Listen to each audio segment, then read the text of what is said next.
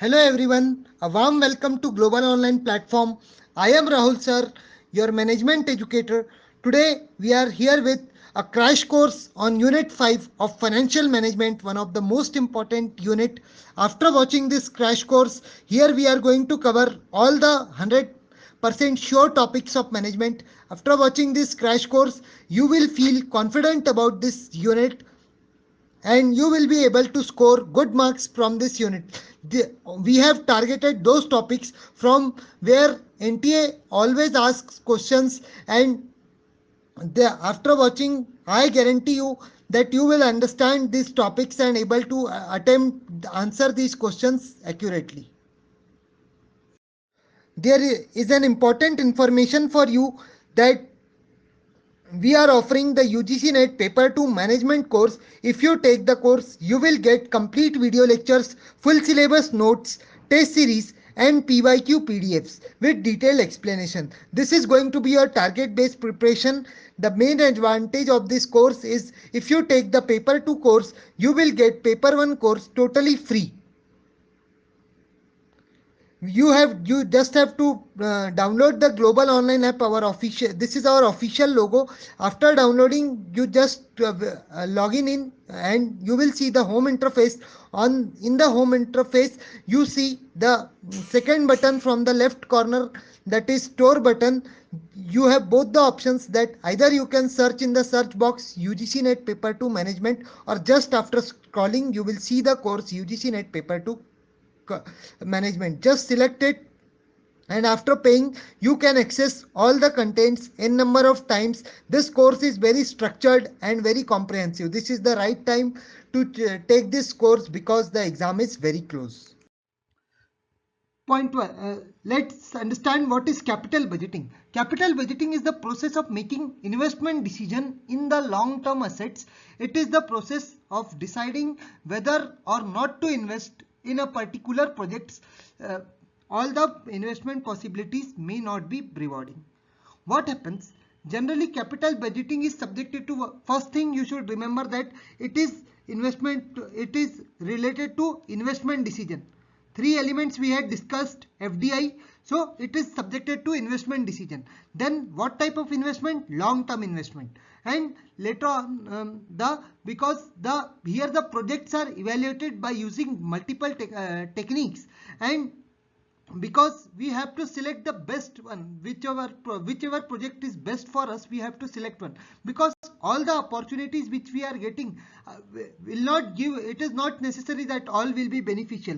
Anyone or any one of this which will give an optimum benefit to us will be this opportunity we have to select, for which we use the capital budgeting concept. Okay, so let's understand some examples. At what time we will use capital budgeting. So if you have to do day-to-day operations, expenses, you will not use capital budgeting. Capital budgeting is used for long-term projects, large, which requires huge investment. So here the first point is expansion of business in other geographical area. Suppose here a business is located in the Mumbai, and you have to open a new branch in Amravati district. So here what you will do, you will plan a capital budget to do that, how much investment is required, what location should be there, everything you will plan and invest your money according to, for expanding your business from Mumbai to Amravati.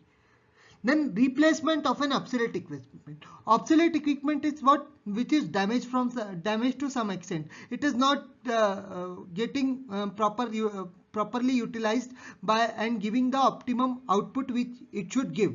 So at that time we will replace such equipment, and this is at this time because the equipments are very costly, so we need to use capital budgeting. Then new product or market development. If you have to develop any new product, add any innovative feature in that product, then at this time you will plan or develop a market for your product. At this time you will use the capital budgeting. Then research and development. This is a common thing that in research and development regarding any any field of the management or marketing or operations, anything. So we have to do research which requires huge money. So at that time we will use capital budgeting. And re-engineering, whenever you want to completely renovation of your business, at that time you will use capital budgeting. So these were the examples where capital budgeting is utilized. Now let's understand the nature of capital budgeting. Nature of capital budgeting, it involves high cost. As you know, as I told earlier, capital budgeting will be used for high cost projects only. Then this is a high, there is a high risk in capital budgeting decision, and the expected return is high. It's the principle of finance that wherever the risk is high, the return will also be high. So in case of capital budgeting, because we are investing a large amount of funds, so there is risk, but this risk will also give return. Then it is used only in case of long-term projects and long profit estimation. Capital budget, remember this, if you find any statement in the exam that it is used for both long-term and short-term, that statement will be totally incorrect, because it will be used in case of long-term projects only. Then it is considered the application of funds. Here what you are doing, you are not procuring funds, you are not financing, you are utilizing the funds. Then therefore this point is mentioned that it is used as application of funds. Then capital budgeting decisions are irreversible. Suppose in case a person marries a girl, then later on, after a few years, he find that they are not ready to adjust with each other, they will take divorce. But in case of capital budgeting, the decision which you had taken is irreversible. Once you invested, you lost. So you have to the capital budgeting decisions are irreversible. You have to take them very cautiously. It was joke, don't ignore. Pay attention.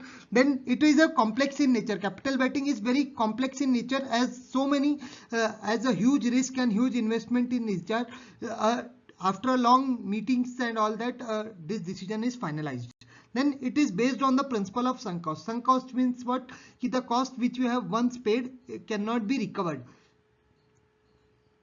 So this is the principle of sunk cost. Okay. Let's see.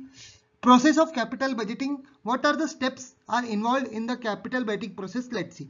Project identification. First we will see the projects I try to identify. Then evaluation. In this step, in the case of evaluation, we will use multiple different techniques like payback period, average rate of return, net internal rate of return, net present value. So all these techniques will be utilized before selection of the project. Then project will be selected. After, suppose here it is different projects like A, B, C, D. Here what we will do, we will identify, as we identified these ABCDs, then here we are applying the capital budgeting techniques, that NPV. Remember one thing, if one technique is used, is fixed, that this we have to use to evaluate the product. In each project, same technique will be applied. As this should not happen that in project A you are applying NPV, then in project B we are applying profitability index, then in project C we are applying payback period. Such things should not happen. A common technique is used for all the projects. Then only it will give you the reliable results. Then project selection. After selection, after evaluation, you get to know that the project B is giving the best return, so you will select the project B. Then project B will be implementation, that is project implementation, and project performance and review. Whatever the project, how the investment, your performance and review of the project you will take after an investment. Okay. So that was all about the process of capital budgeting. Let's see capital budgeting techniques. Capital budgeting techniques are methods to evaluate an investment proposal in order to help the company to decide upon the desirability of such a proposal. Means how much a proposal is desirable to company, how much it will give benefits. So for this, certain techniques are called, methods are used. These methods are used are called capital budgeting techniques. I hope you understood. These are just what methods which are utilized to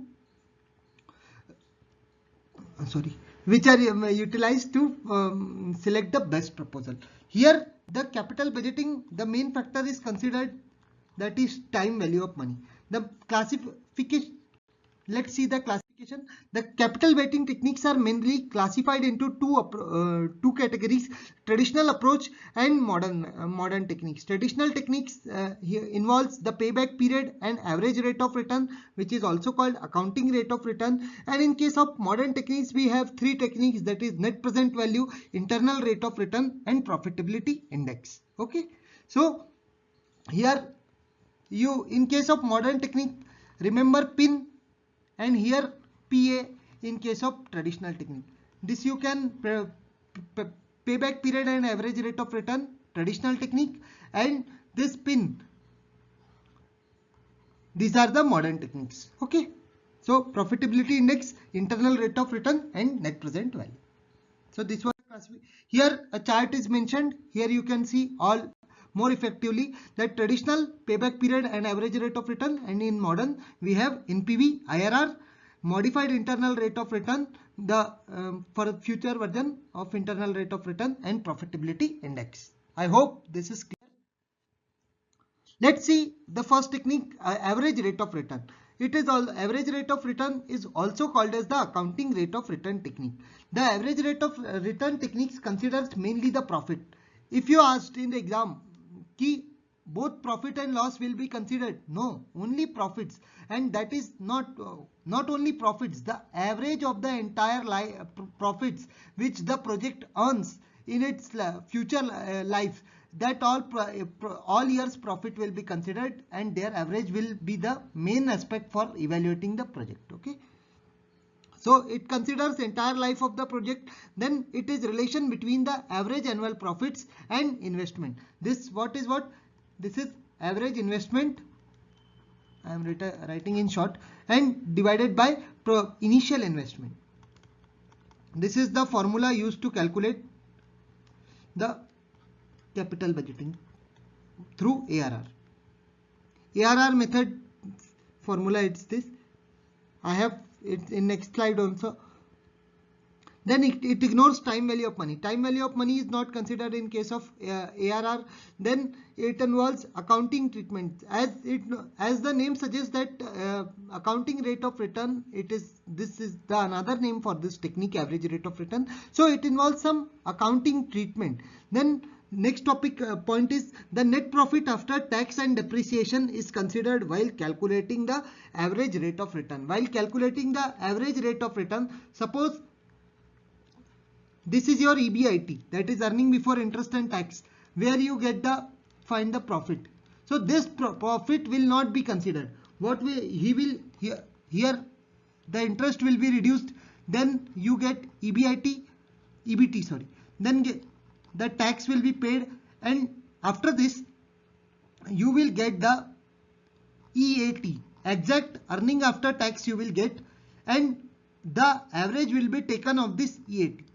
Average EAT, remember this, key earning before interest and tax will not be considered as a whole profit for this. The after depreciation and taxes and interest, after payment of all these three things, the average profits will be calculated. Okay, then expressed in percentage. As the name suggests, it's a rate, then it will also always be expressed in terms of percentage. That's all for average rate of return.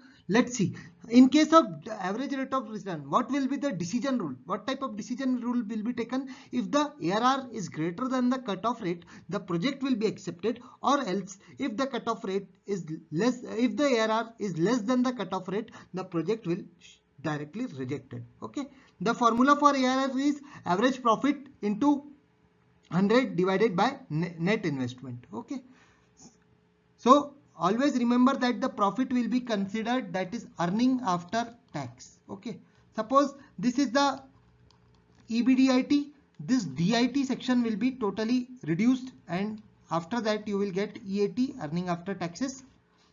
This will be the base for the profit for calculating the average profit. Okay, there are some steps involved in determining the payback period. Let's understand them. First of all, we will determine the what is the initial investment.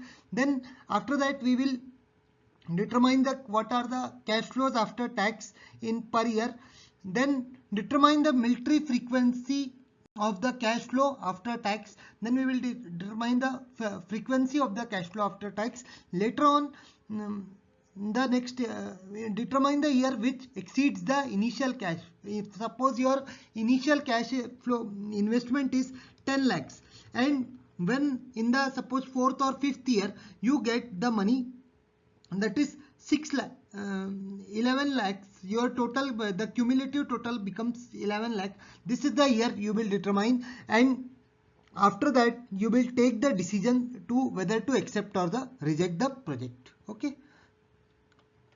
Let's discuss the formula of payback period. That payback period is mainly two formulas are used. In case of constant cash flows, we will use the initial investment or the original cost of the assets divided by cash flow. And if the cash flows are not constant, they are even or uneven, that payback period is determined by using the formula year before the break even plus unrecovered amount divided by cash flow in previous year. I hope you understand the payback period technique. Payback period. Now let's discuss the net present value, most important, very frequently asked in exam. It is also known as net asset method. Remember this name, net asset, net present NPV is also called as NAV, that is net asset method. Then it is the modern method of capital betting. Now onwards modern methods are started because they are considering the time value of money. Then it is the discounted rate is considered for the computing the net present value. Here we consider a discounted cash flow, and is discounted rate is the discounted rate is the rate of return or the expected rate of return or present value factor. Here we consider the discounted rate has multiple names like present value factor, cost of capital, they will give in the question, but now practical as not asked on this topic. Earlier it was asked. Then this is the best method for mutually exclusive project. Mutually exclusive projects simply means that one project will be accepted and at the same time another project will be rejected. Then it considers the entire life of project. NPV considers entire life of the project. It is used in case of even or uneven cash flow. Whether the cash flow is constant or not, NPV can easily be used. And the calculation in case of NPV is very complex because you have to see the multiply the cash flows through discounted factor, and again sum of all those cash flows in all year is subtracted from the initial investment. Okay, this will give NPV. So here if the NPV is positive, the project will be accepted. If the NPV is negative, the project will be rejected. And if the NPV is zero, the indifferent, we will consider some another factors. So formula to determine NPV is present value of cash inflow minus present value of cash outflow. Okay, the present value, the present value is calculated is equal, present value factor is equal to C upon 1 plus R raised to power n. Okay, I hope it's clear. Let's see the second last technique, profitability index. So profitability index is also called as time adjusted evaluation method. Remember this point, it can be asked by changing the name. So it is also called time adjusted evaluation method. It tells the value on 1 unit or 1 rupee. It is the most cheapest value because most beneficial method because you can get the value of the project in 1 rupee only. It is also called benefit cost ratio and considers the time value of money. Then modern method of capital betting. These are the points related to profitability index. Then what will be the decision rule? In case of profitability index, if the profitability index is greater than the 1, we will accept the project, and if the profitability index is less than 1, we will reject the project. The formula for determining the profitability index is present value of cash inflow divided by present value of cash outflow. Okay, the present value of inflow divided by cash outflow. This is the formula for calculating the profitability index. Then fifth technique comes internal rate of return. Internal rate of return is the modern methods because it considers the time value of money. Then this is also known as the time adjusted rate of return. This is also called as time adjusted rate of return, yield method, trial and error method, and hit and run approach. These are all other names of the IRR method. Remember this. Then it is the rate where the NPV is 0, and IRR is the certain rate where the net present value and becomes 0, and here it is the rate at which the cash flows is equal, inflow is equal to outflow. Okay, and considers the time value of money. This is points we are observing. So the rates are decided internally. The rates for finding the IRR are decided internally. So let me give you an example. Suppose we have two projects, and the given rate is 11% and 12%. So what we will do, we will calculate the value of same project on 11% and 12%, and then whichever is less we will consider it. Okay.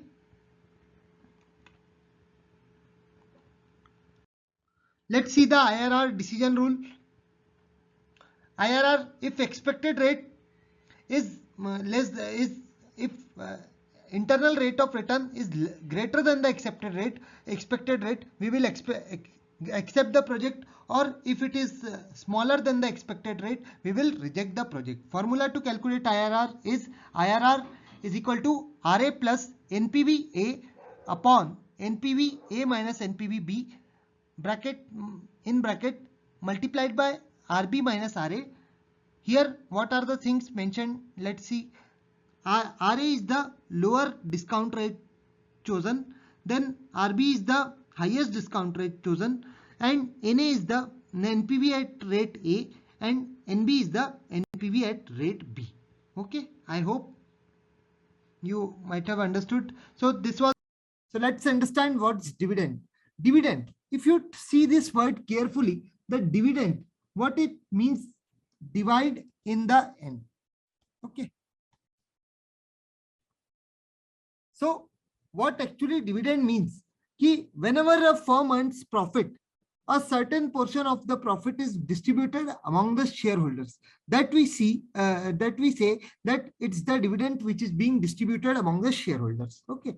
So let's understand. A dividend is the distribution of part of the company's earnings to class of its shareholders as determined by the company board of directors. How much dividend have to give by the company will give, how much portion of earning will be distributed, this is decided by the board of the directors of the company. The decision to pay the dividend is based on the amount of after-tax profit. This point is most important, that the after-tax profit will be distributed, not directly the EBIT will be distributed. As we had discussed yesterday, suppose if this is your operating profit, earning before interest and tax, EBIT. So what we will do, suppose if it's your earning, this involves all the three things. One second.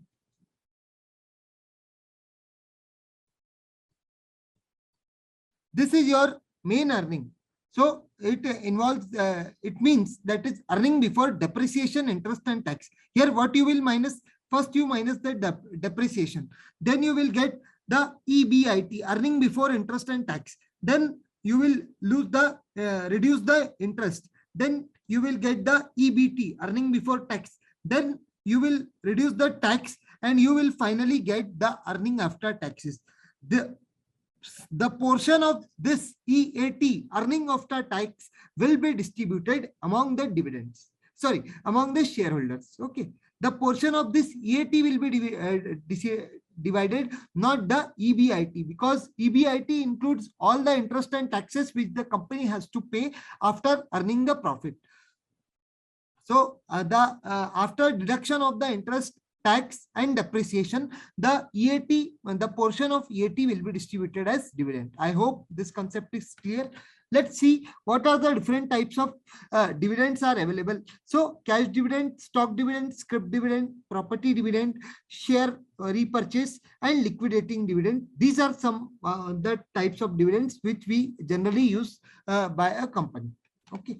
So let's understand from here. I hope this is clearly visible.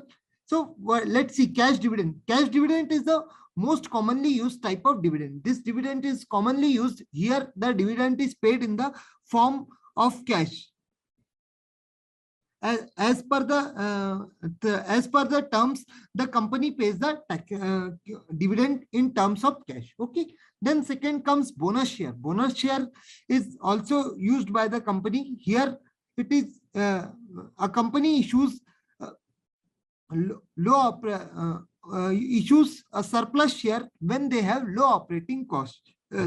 When they have low operating cash, shareholders receive additional shares from the company side. So this is about this bonus share. Bonus share means extra shares will be given to the shareholders instead of the cash dividend. Okay.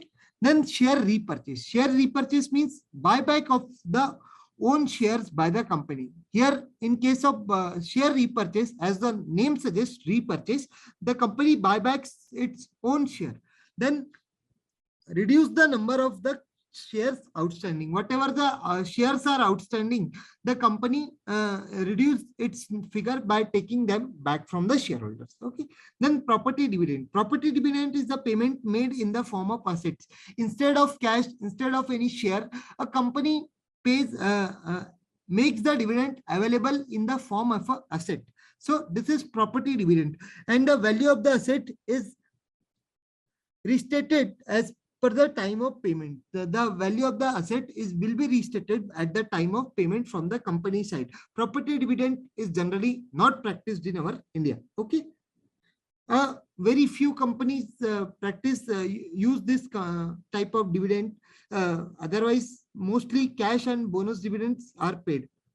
Next comes scrip dividend. Scrip dividend, in case of scrip dividend, a promissory note to pay that the dividend will be paid later is given from the company to the shareholders. Okay. It is used when there is a hard crunch, where the company's earning is not enough, and so they provide a promissory note where it is clearly mentioned that the dividend will be paid later.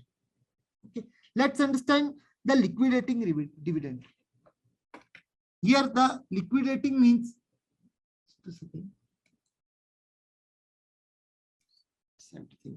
liquidating dividend means return of the original capital dividend. So as a dividend, the company, whatever the amount the shareholder has given at the initial period, the company returns his original capital, and as a dividend, instead of dividend, they return whatever the investor has invested in the beginning in the company, whatever was the original capital of company.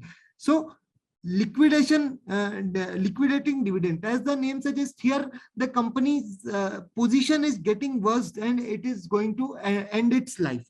So this dividend is seen as a sign of closing of the company. Whenever a company closes, it uses the liquidating dividend to return the original capital as a dividend. I hope all these types may be clear to you. So let's understand what is dividend policy. Now we had seen the types of dividend. Now here comes dividend policy. So a company's dividend policy dictates that the amount of the dividend paid out by the company to its shareholders and the frequency with which the dividends are paid out. So here we see, in case of a dividend policy, that how much what is the amount of the dividend is we see, and what is the amount of the dividend we have to pay, and how frequently the dividend will be given. This is decided in the dividend policy. Okay. When a company makes the profit, they need to make the decision on what to do with it. Whenever a company makes a profit, they have to take the decision what to do with it. They can either retain the profits in the company, in the form of retained earnings on the balance sheet, or they can distribute the money to the shareholders in the form of dividends. Either they will retain the money which they have earned, or they will be distributed as they will distribute it as a dividend. Okay, let me tell you here on this slide. So what actually it means. So here the company ABC, it has made a profit of 10 lakhs rupees. Now it has both the choices. It may retain this whole 10 lakhs or it will distribute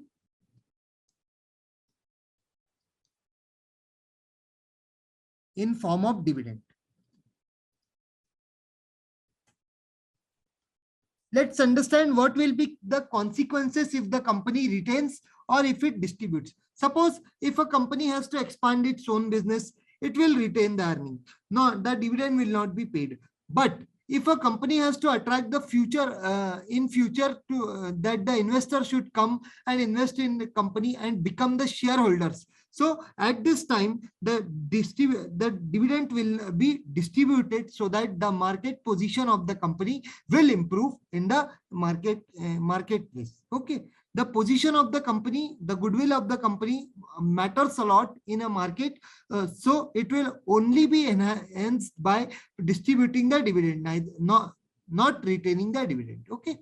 So suppose hope there are a company does not pay dividend for a longer time. So the positions that people feel people don't like to invest in such company, but which a company is giving dividend at regular time intervals for a specific amount is decided and it is being given from a long time, the goodwill of the company will be high as compared to company which is not paying dividend regularly.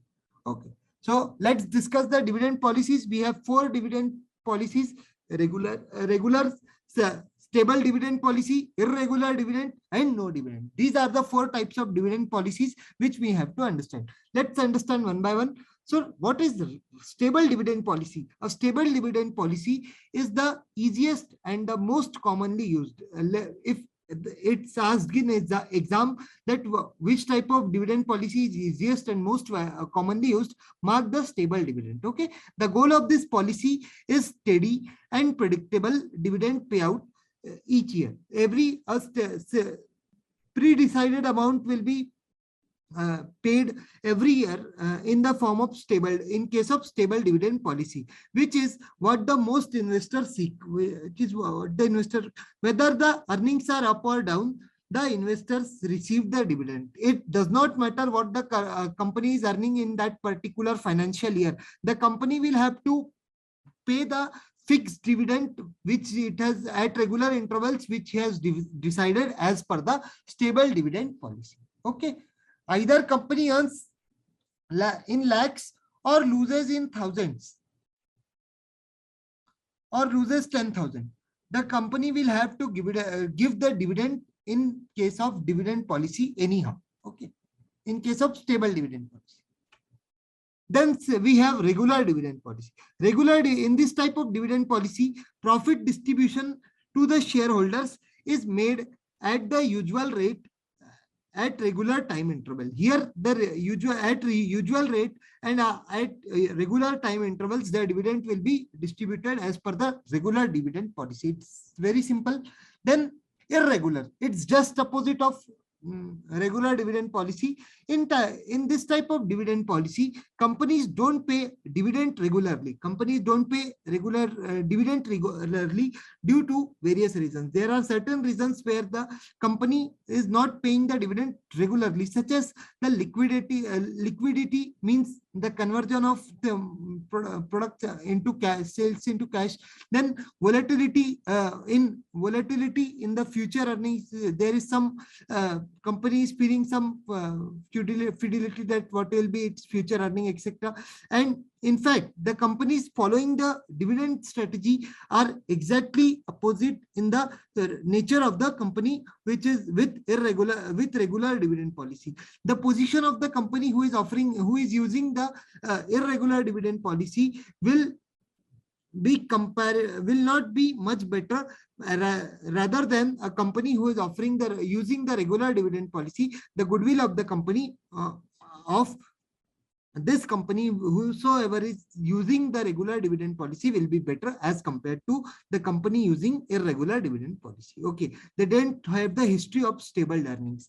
The company here, keep this point in mind, the company whose stable earnings are not there, they uses this type of policy, that is irregular dividend policy. Okay, then last comes no dividend policy. As the word suggests, that here not a dividends are not paid. Okay, the type of dividend uh, distribution policy is, this type of distribution policy is followed by the company that requires the capital for funding attractive future growth and opportunities, or to support the liquidity stretch due to unfavorable working condition position. Here what does it try? It's trying to say that the future, that the no dividend policy will be adopted by the companies which wants to grow in the future, and they have good opportunities, and they have to support the liquidity stretch, whatever they are facing, and they have their working capital which is used to perform the day-to-day operations is very less. They have to bring the working capital position in a favorable form. These companies do not pay any dividend. Okay, here any sort of dividend is not provided to the shareholders. So this point is very simple. In case of no dividend will be paid either regularly, neither regularly nor in a specific amount. Okay, I hope these four types are clear. Let's understand the main thing, that is dividend policies, dividend models, and dividend theories. All these things, either they mention policy, whether they mention model or they mention theories, this is the everything same. So dividend policies are, or the dividend theories are generally categorized into two parts. Two main parts are there. One is irrelevant theory and another is relevance theory. The irrelevance theory, what does it mean? That if the dividend you give, it will affect your, it will not be in case of the regular relevant. In case of relevant dividend policy, if you pay the dividend, it will affect your value of the firm. Okay. But in case of this irrelevant dividend policy, the dividend being paid has an independent effect, has no effect on the value of the firm. Okay, so here in case of irrelevant policy, we have only one theory, that is Modi ji, not Modi ji, our PM Modi, jokes apart, but here the Modi Galani Miller is the we have to study in dividend irrelevant theory, and in case of relevant theory, we have to study GW. Okay, that is Walter model and Gordon model. Okay, we have to study in case of dividend relevant theory, and in case of irrelevant theory, we have to study the Modigliani and Miller hypothesis. Let's understand one by one.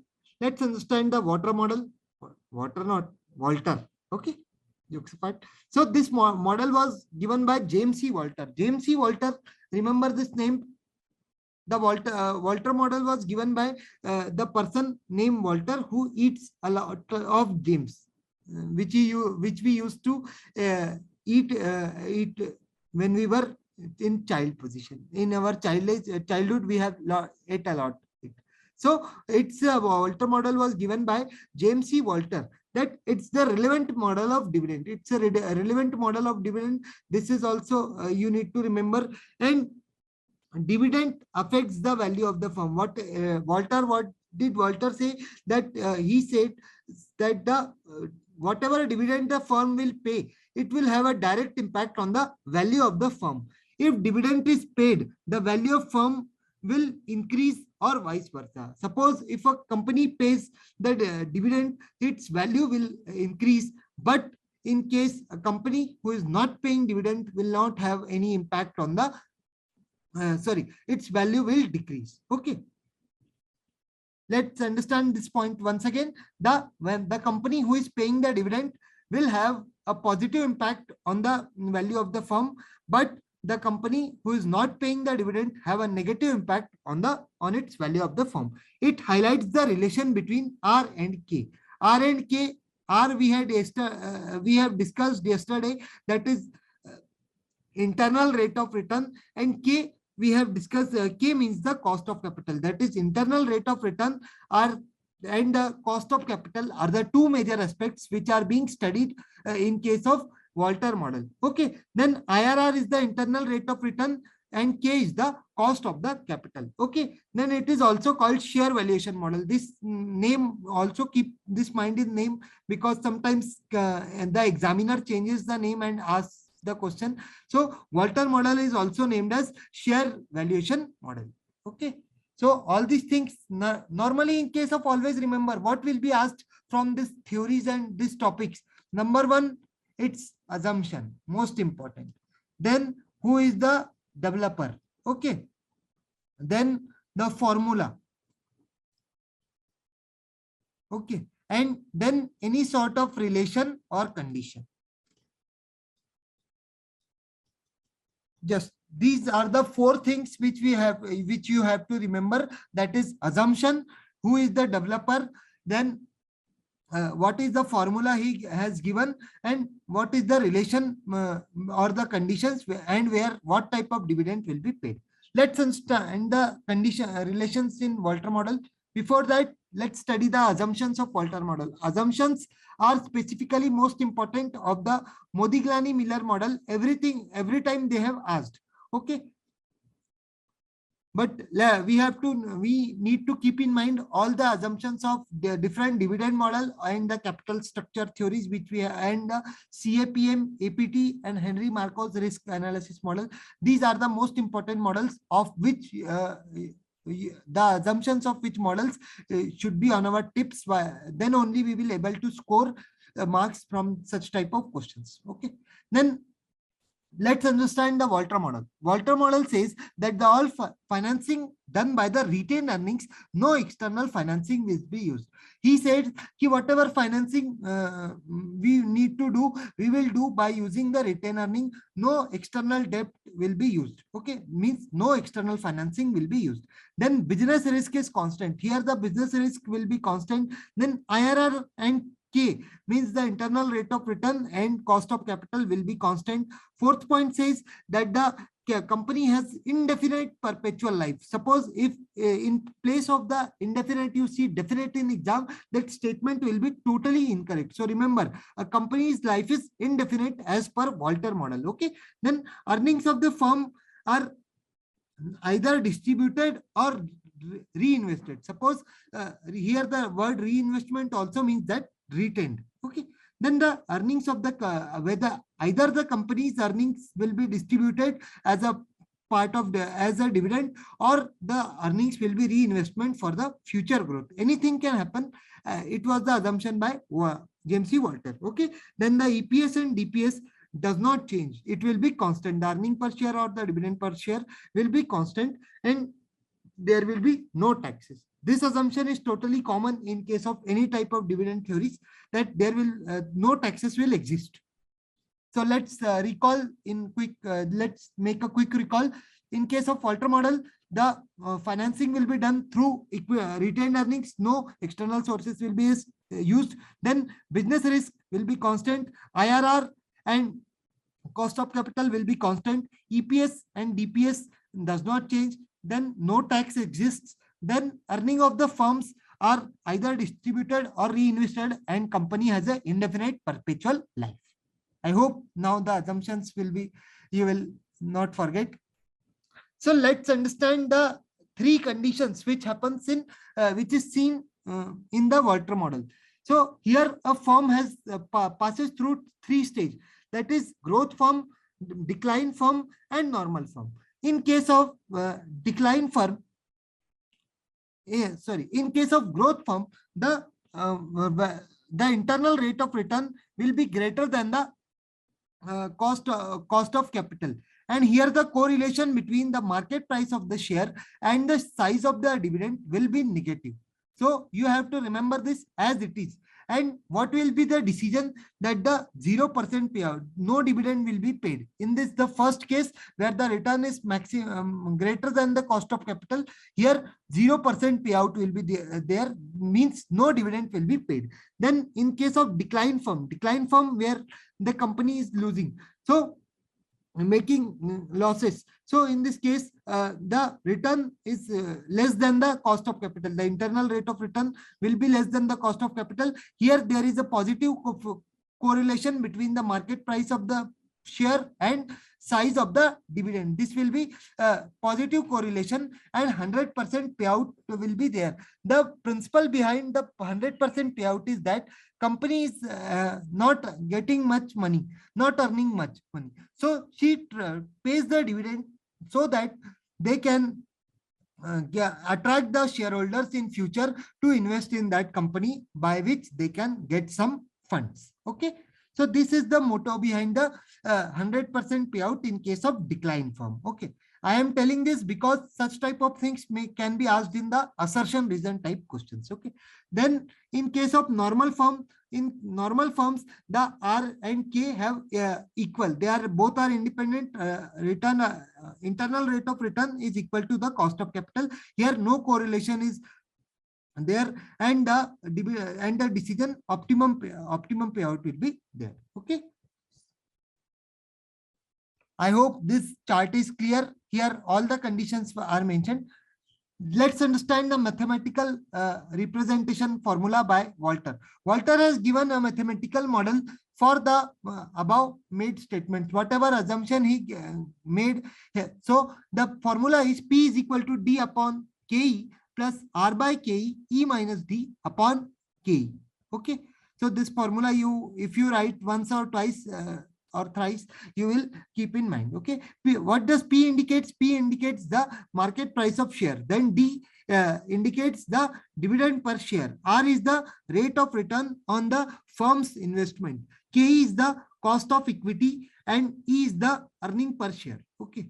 Let me check. Just here is some. No, that's only the correct formula. Here, what has happened, that the equity financing, they have internal financing will be used. Na? So in the retained earning is also mention of the in form of equity. So KE represents the cost of equity, E is equal to earning per share, then R is equal to rate of return on the firm's investment, D is the dividend per share, and P is the market price per share. Okay. So I hope this Walter model is clear to you. Then let's understand the Gordon model. Gordon model was quite similar to the little bit similar to the Walter model, but here there is a minute difference. The Gordon model given by Myron J. Gordon also supports the doctrine of the dividends are relevant to the share prices. It is also says that if a company pays dividend, it has a positive impact on the it has a certain impact on the value of the firm. Here the dividend capitalization model is used to study the effects of the dividend policy on the stock price of the firm. Here what this model is has the another name, that is dividend capitalization model. A certain capitalization rate will be used to understand that what is the impact of the dividend policy on a stock price of a firm. This is the main difference between the Walter and the Gordon model. Then this is also known as dividend discount model. Gordon model is also known as dividend discount model, means just have a three names. GDC. Okay. GDC means this is Gordon model, then this is dividend discount model, and this is dividend capitalization model. So just GDC, who has given a person who has wear a maroon color shirt has given, and was sitting in the garden, that is Myron J. Gordon. In this way, you can understand the name of the author who has given all the three models, that is GDC, Gordon model, dividend discount model, and the capitalization model. Okay. Then let's see the next point. It is used to determine the intrinsic value at the stock. Intrinsic value of the share is determined at a given rate. Okay, then this is a relevant approach and also called bird-in-hand theory. So the Gordon model is also called as bird-in-hand theory. So you have to remember here four things. What? G, B, C, and D. GBCD means generally, let me tell you the mnemonic how to remember this, because these are the different names of this model which may be asked in change and it may confuse you. So see, generally the capacity of CD is in MB, but here the capacity of the CDs in case of Gordon model is in GB. Okay, then here again the same thing I am repeating again and again so that you should remember this. That is capitalization model, discount model, Gordon model, and bird-in-hand theory. So this is the whole concept of this CDGB. Okay. So it is also called as bird-in-hand theory. Let's understand the assumptions. Assumptions we have to keep in mind as it is. Gordon model has based on the following assumptions. The firm is an equity firm. In case of that Gordon, in case of Walter, the financing was done by the retained earnings. But in case of this Walter Gordon model, the whole equity financing will be done. Okay. Then there is no external financing available. There is no external financing available. Then the internal rate of return of the firm is constant. Constant IRR will be there. Then the appropriate discount rate K of the firm remains constant. Here it is repeating the same things, that the IRR and K will be constant. Okay. Then the firm and its stream of earnings are perpetual. It simply means that the life of the firm is the indefinite. Okay. Then the corporate taxes do not exist. There are no taxes, no corporate tax exists, and the retention ratio B, once decided upon, is constant. Thus the growth rate G is equal to BR is constant forever. This is the main additional assumption provided by Meron J. Gordon in his model, that the retention ratio, which is denoted by B, and what is the formula for B? G is equal to BR. Gabbar, you remember, it will be helpful because G for retention growth rate and G has the formula BR, and BR. Here the B is not B. Here the BR is not that BR which people used to have in bar. Jokes apart, but here the B is the retention ratio. So remember, whenever we talk about the Gordon model, remember Mr. Gabbar. Okay.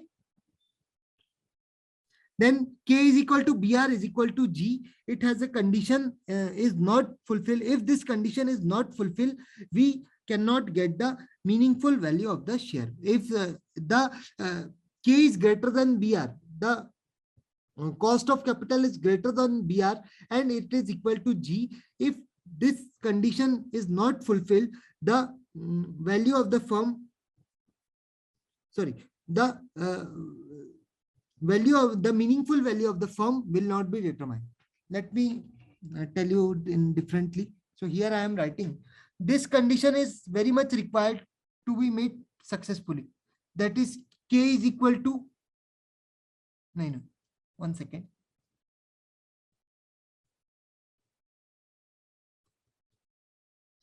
That the cost of capital should be greater than the retention ratio and it should be equal to growth rate.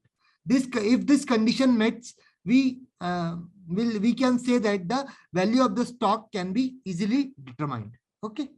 This condition is very much necessary to be met to determine the meaningful value of a stock. So let's understand the quick, let's take a quick glance of the assumptions of Walter model, as they are very much important.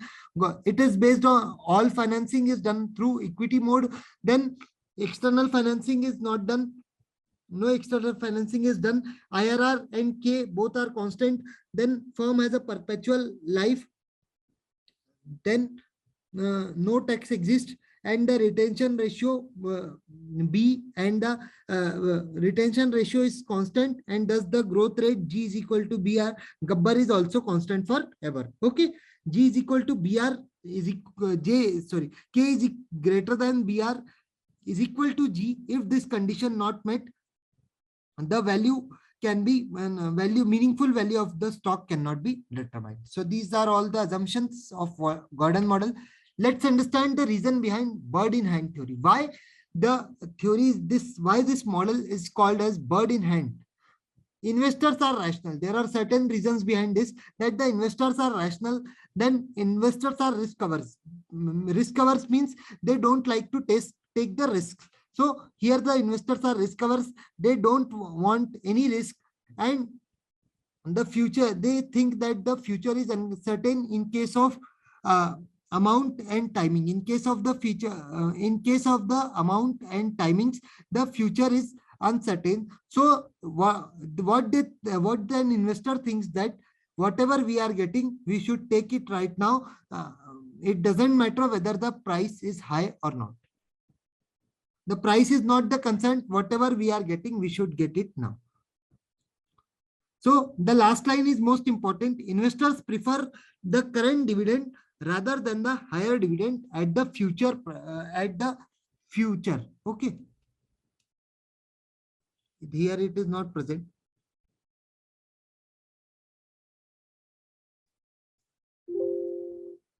This point is future.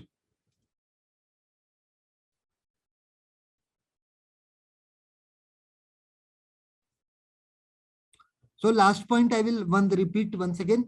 So investor prefers the current dividend rather than the higher dividend in future. Okay.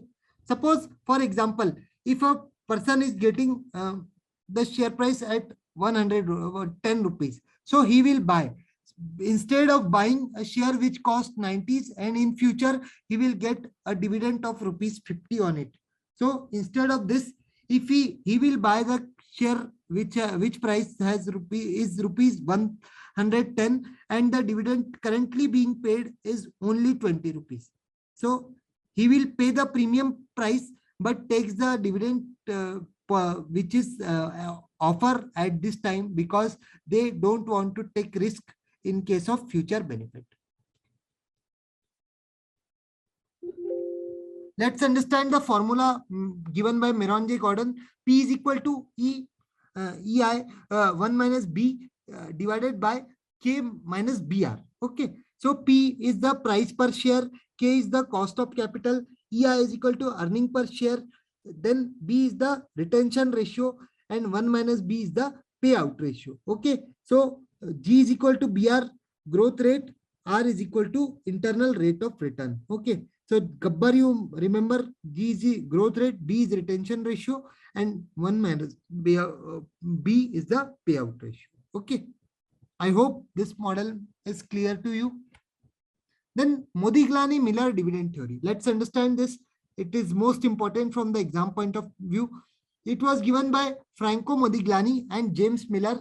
It is the irrelevance theory of dividend. This theory was earlier Walter and Gordon were relevant theories, but this is the irrelevant theory. Then the dividend policy does not impact the value of the firm. The value of the firm is independent of the dividend policy of the firm. Okay. The value of firm is affected by the investment policy of the firm. This point is very much important. Who will impact the value of the firm? The investment policy will impact the value of the firm rather than the dividend policy. Okay. This point you should keep in mind, that the value of the firm will be affected by investment policy, not by the dividend policy, because these are some confusing points which you should have unless you have a thorough understanding, you may get confused while attempting such questions in exam. So always remember that firm has an impact of firm. The value of the firm will be affected by investment policy, not by the dividend policy. Okay.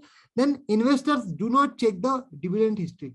Investors do not pay attention what type of dividend are being paid in the past trend.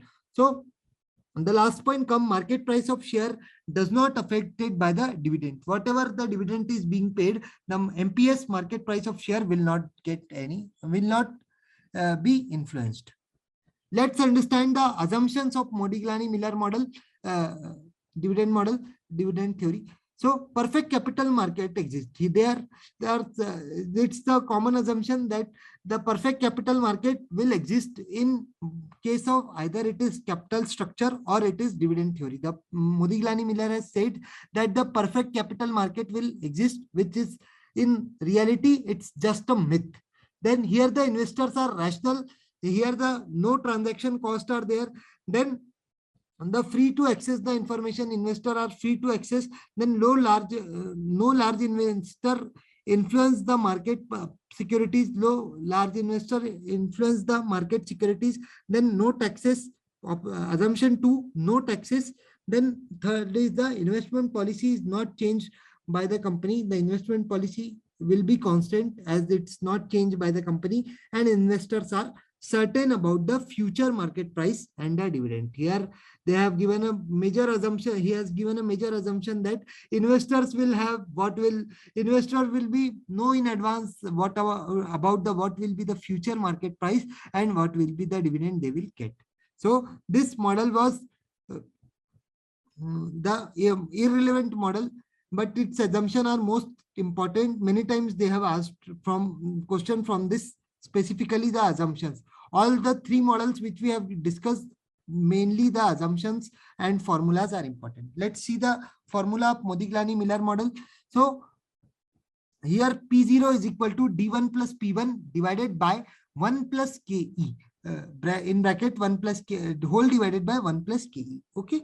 Then P0 is the prevailing market price of the share.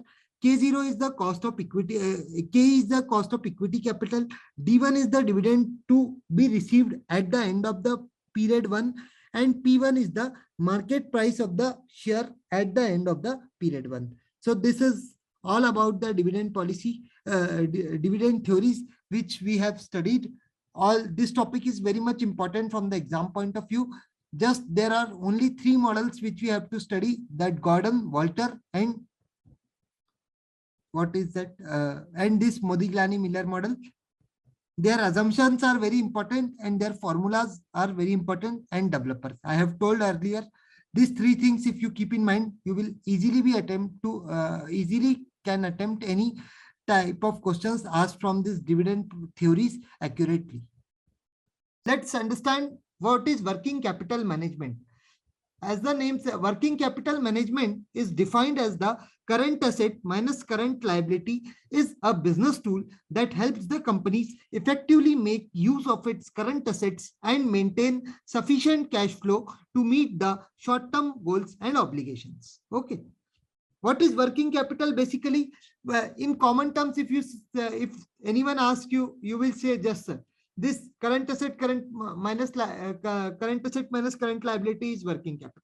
But what is management of working capital? The management of working capital mainly suggests that the difference among the current assets and the common liability should be used effectively as a business tool to fulfill your short-term requirement of current assets and to maintain a cash balance to fulfill your short-term goals and obligations. Okay.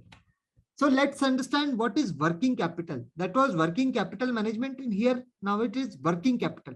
Working capital is that part of firm's capital which is required for the financing the short-term current assets such as current marketable securities, debtors, and inventories.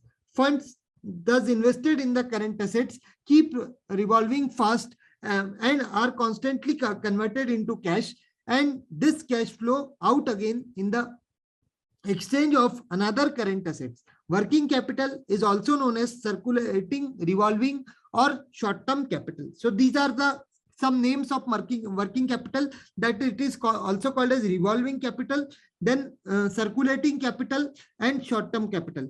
This you can remember by this mnemonic WCRS. Okay. So working capital, circulating capital, revolving capital, and short-term capital. What does working capital management simply means that the the use of current assets and the to effectively meet the use of current assets and current liability to as soon as the converted into cash, and so that we can buy a new current asset in exchange for it. Okay. So why working capital is needed in an organization? In an organization, the main reasons behind the requirement of working capitals are to fulfill the short-term debt obligations. The company wants to fulfill its short-term obligations, so it needs the working capital. Then applying for surety bond. Just a second.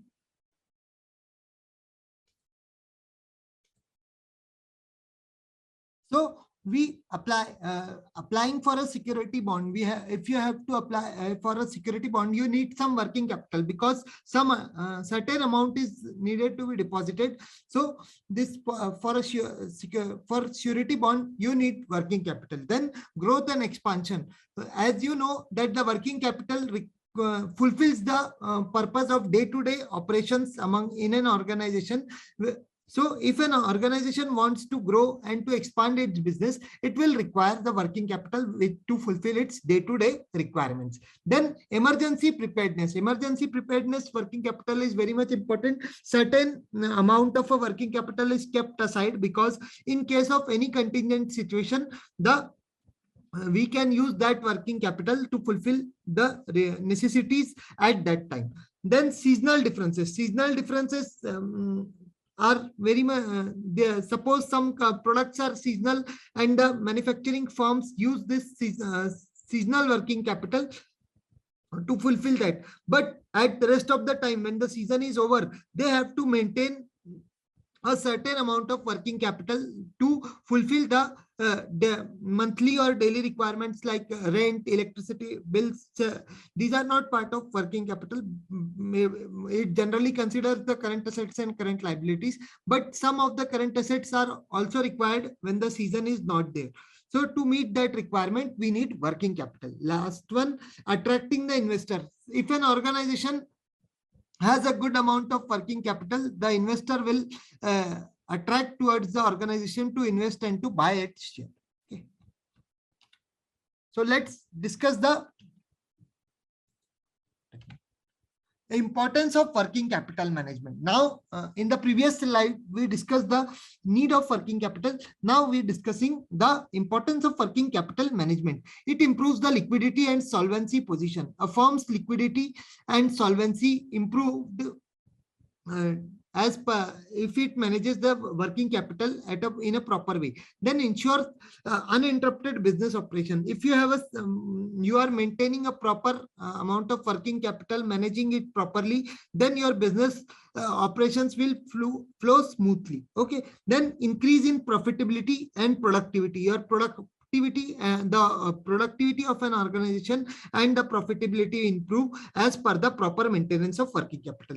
Then goodwill, as the working capital position amount is good, the goodwill in the market will also enhance. Then improves the credit worthiness. Credit worthiness, suppose you want a loan, then at that time the financing institutions will give you the loan because they know that you have sufficient amount of working capital, and anytime if they you will repay the loan as per the repay the credit as in the given period of time. Then timely payment of dividends. Timely good working capital helps to pay the helps in the payment of dividends of the preferential. Generally, it is the in case of equity shares, the dividend is not either paid or not paid regularly, but in case of preference shares, a certain amount is required to pay the dividend. Okay. So if the company has some scarcity of funds, this working capital can be used to pay the dividends. Okay. Then helps in financing, facing the contingency. Facing contingency means an undesirable situation occurs in an organization. For suppose the coronavirus consequences were there. Their whole India was locked twice for 2 years, twice for 2 months. So in this case, if we had maintained a proper working capital, we might faced it effectively. Then here comes the working classification of the working capital. Classification of working capital is important to understand, because generally it is very basic things, but if any one conceptual question asked from these types, we can easily able to answer. On the basis of the concepts, or we have gross working and net working capital. Then on the basis of time, we have permanent and temporary working capital. Then this permanent working capital is categorized into this regular working capital and reserve working capital. And in case of the temporary variable or variable working capital, here it is categorized as seasonal working capital or special working capital. So remember, you have to remember kisme kya aata hai, because such odd one out questions can also be asked from this classification chart. Then let's see types of working capital. Types of working capital is the we have permanent working capital. It is the minimum working capital required for the producing the predetermined production. Whatever the production is predetermined from the organization side, the minimum working capital which is required to produce it is permanent working capital. Then temporary working capital. Temporary working capital is the additional current assets required for the temporary period, and it is above the permanent working period. Always remember that the amount of the temporary working capital will always be greater than the always be greater as compared to the permanent working capital, because we are using it. Even it is the additional current assets. Additional is word is mentioned. So you have to remember that these are the additional current assets required for the temporary period. Temporary period is the main keyword to identify the temporary working capital. Okay. Let's understand the gross and net working capital. Gross working capital is the sum of all the current assets appear in the balance sheet. Whatever current assets company is using, as mentioned, he mentioned in the balance sheet. So the summation of all the current assets will be termed as gross working capital.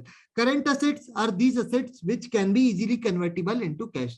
So this we all know that the assets which are easily converted into cash is current assets. Then net working capital concept we discussed. Then it is the difference between the current asset minus current liability. CA minus CL is simply current liabilities are the short-term liabilities. This we know. Then regular working capital. Regular working capital, this is defined as the least amount of capital required by the business firm to fund its day-to-day operations of the business. Example includes the payment of salaries and wages, then overhead expenses for the processing of raw materials. So what is regular working capital? Which is the least amount required to fulfill the day-to-day operations of the business. Okay, it is regular working capital. Then seasonal working capital. This refers to the increase in the amount of working capital business needs during the peak season of the year. When there is peak season of the year, suppose in case of woolen clothes, they have November to February period is their peak time. So here they need more working capital. So this type of working capital, which is being only used in the season, in a particular season, it is called seasonal working capital. A business may never have to borrow fund to meet its working capital needs. So here, in case of seasonal working capital, if it maintains a proper amount of working capital, they will not don't need to borrow any additional capital as a working capital. Such a working capital specifically meets the demands of the business having a seasonal nature. This working capital is only be used in case of the business to fulfill the requirements of the season. Okay. In case of a business which is of seasonal nature, this seasonal working capital will be used. Let's see reserve working capital. Apart from day-to-day activities, a business may need some amount of capital for unforeseen circumstances. For means contingency events.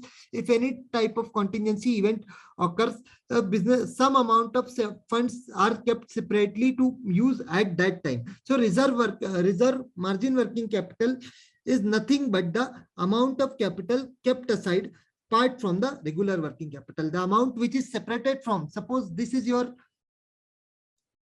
10,000 is your regular working capital and you are keeping rupees 2,000 aside.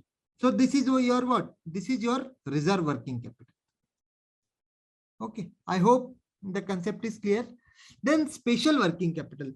Supplementary working capital may also be required for the business to undertake the exceptional operations or unforeseen circumstances. Sometimes the supply exceeds in and you have to produce more.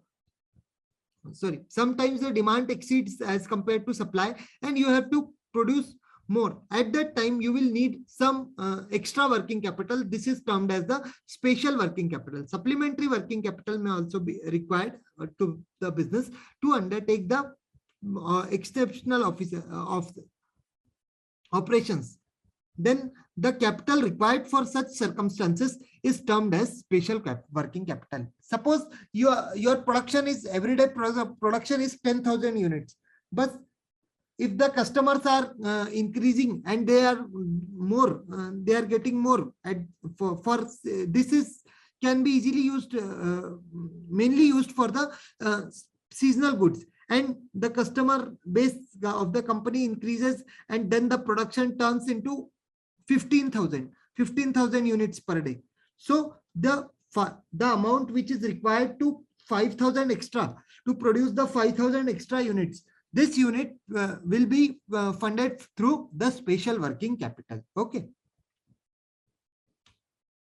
Then here again the summary is given. Gross working capital we have seen, summation of the current assets, then net working capital, current assets minus current liability. Permanent or fixed working capital, it is the level below which the working capital is never gone. This point keep in mind. In case of permanent working capital is the least level below which the working capital does not go. Okay. It is further divided into regular and reserve, which we have discussed, and temporary working capital, no working capital, or the permanent working, net working capital minus the permanent working capital is the temporary working capital. Okay, temporary working capital is also known as variable working capital. Remember this name. It is further divided into seasonal working capital, special working capital. We have discussed these points. Let's see the main difference between the differences between the gross and net working capital. Net working capital is qualitative in nature. Remember this key differences, because these statements, these differences become base for the statement type questions. Okay, it is qualitative in nature, and the gross working capital is quantitative in nature. Okay, then net working capital indicates the firm's ability to meet its operating expenses and the current liabilities. Okay, then net working capital is mainly used to meet its operating expenses and the current liability. Then gross working capital indicates the total amount available for funding the current assets. As it's the formula tells us it is the summation of current assets, so it is the amount available to fund for the funding of current asset. Then third point comes, it expresses the current assets minus current liability. The formula based difference is there, and it is indicating the total sum of the current assets. Here CA minus CL, and here sum of CA. Okay. Then fourth point comes, it is suitable for the sole traders and partnership firms. Net working capital is generally used for the sole trader or the entrepreneur person or a partnership firm. Then it is suitable for the companies. Gross working capital is very much required for the companies.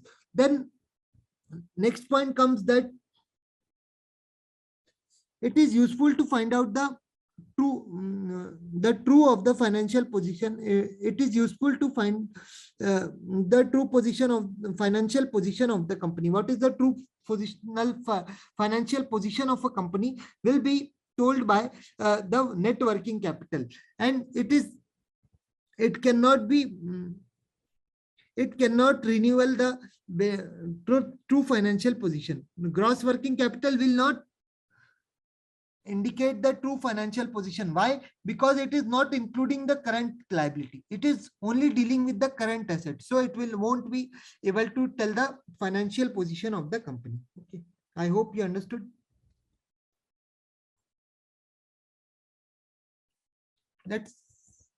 If you want, you can take the screenshot of this chart. So here are the formula mentioned: gross working capital, sum of current assets, and net working capital, current asset minus current liability. Now here comes the most important topic of working capital: approaches of working capital investment. So there are three AMC. AMC is the aggressive, moderate, and conservative. Aggressive working capital, moderate aggressive approach, moderate approach, and conservative approach.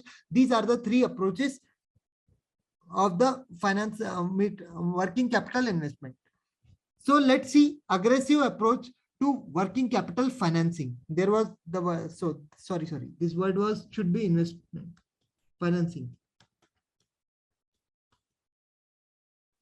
This is not investment, this is financing. So these are the approaches of financing of working capital: aggressive, moderate, and conservative. Okay, let's discuss the aggressive approach to working capital financing. The aggressive approach in high risk is the high risk strategy of working capital. It's the high risk strategy of the working capital. Then in this case, when the short-term finances are utilized not only for financing the temporary working capital, but also the reasonable part of permanent working capital. Here what happens, here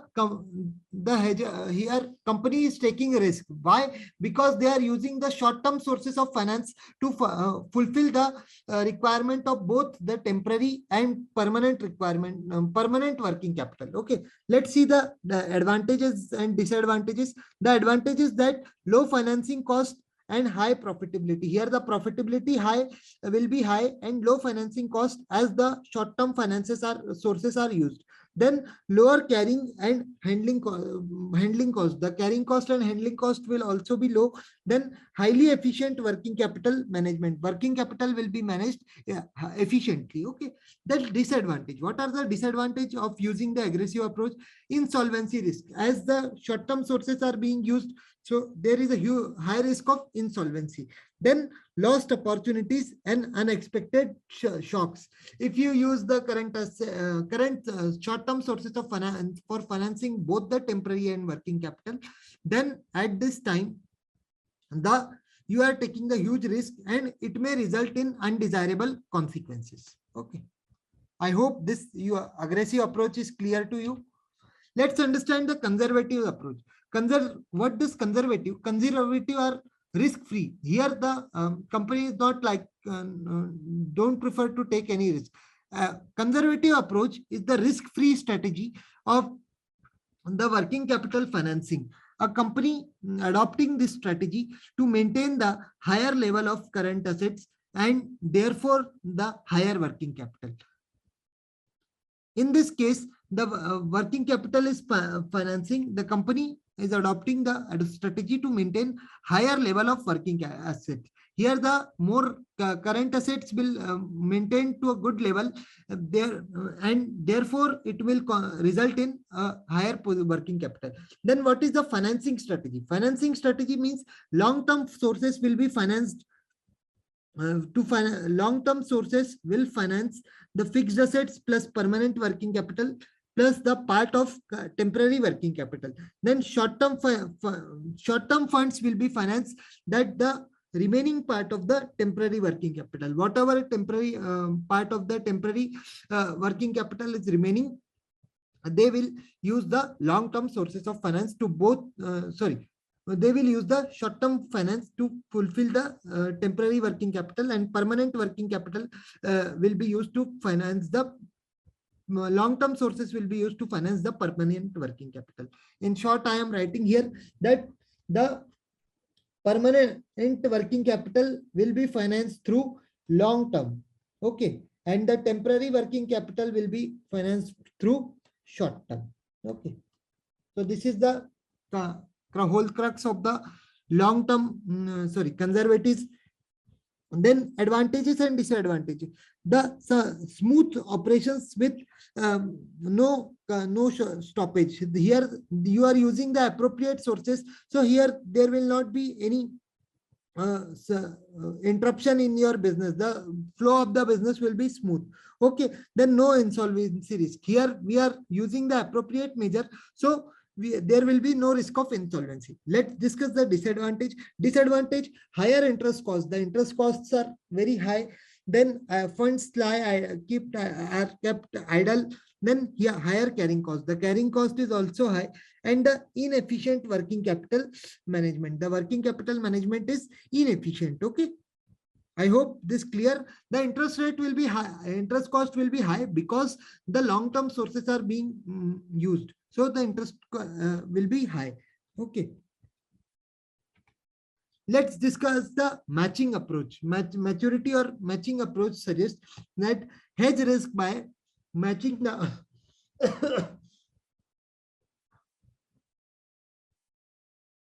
okay, hedge risk is matching the maturities of the assets and liabilities. The permanent current assets are financed through long-term financing, while the temporary current assets are financed through short-term financing. Okay. So here it is said that this aggressive is little bit different. I told here the about the matching. Here the matching suggests that the short-term the main concept which I told at previous slide. The temporary working capital will be financed by short-term, and the permanent working capital will be financed through long-term. Okay. Here there is no excess funds. No excess funds are there in case of matching. Now this chart will clear you the difference. Liquidity is high in case of conservative approach. Aggressive approach, liquidity is low. Then in case of hedging or matching, it is balanced. Okay. Then profitability. Profitability is low in case of conservative, and the aggressive approach, it is more because the risks are takers. Only the short-term financing is used to finance both the permanent and temporary working capital. Then hedging, it will be balanced. Okay. Then risk is very low in case of conservatives. Then aggressive approach, the high risks are there, and in case of hedging or matching approach, there will be balanced. Okay. Then asset utilization high in conservative, low in aggressive, and in case of hedging it will be balanced. Then working capital is more requirement is more in case of conservative. In aggressive there is low, and in case of hedging that will be balanced. Okay. Now let's see, this chart will clear you. I have added one more chart so that the concept will be clear. In case of matching, matches the maturity of the assets with the maturity of financing. Then in case of aggressive, short-term temporary capital, capital to finance some permanent working capital. And in case of conservatives, uses long-term permanent capital to finance some temporary working capital. In case of conservatism, only the long-term finances will be used to finance both the temporary and permanent working capital. Okay, that's why the interest cost is high. Let's start one by one.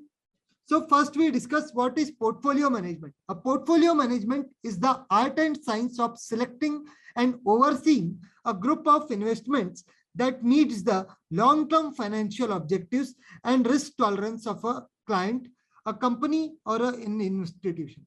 So what is generally the word portfolio simply suggests that this is our portfolio. This is and here we are different securities are available.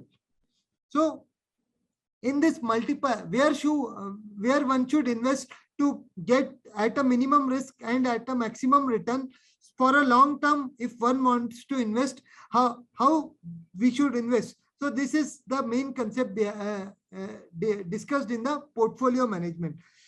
In portfolio management, we want with less risk, we want to earn maximum return.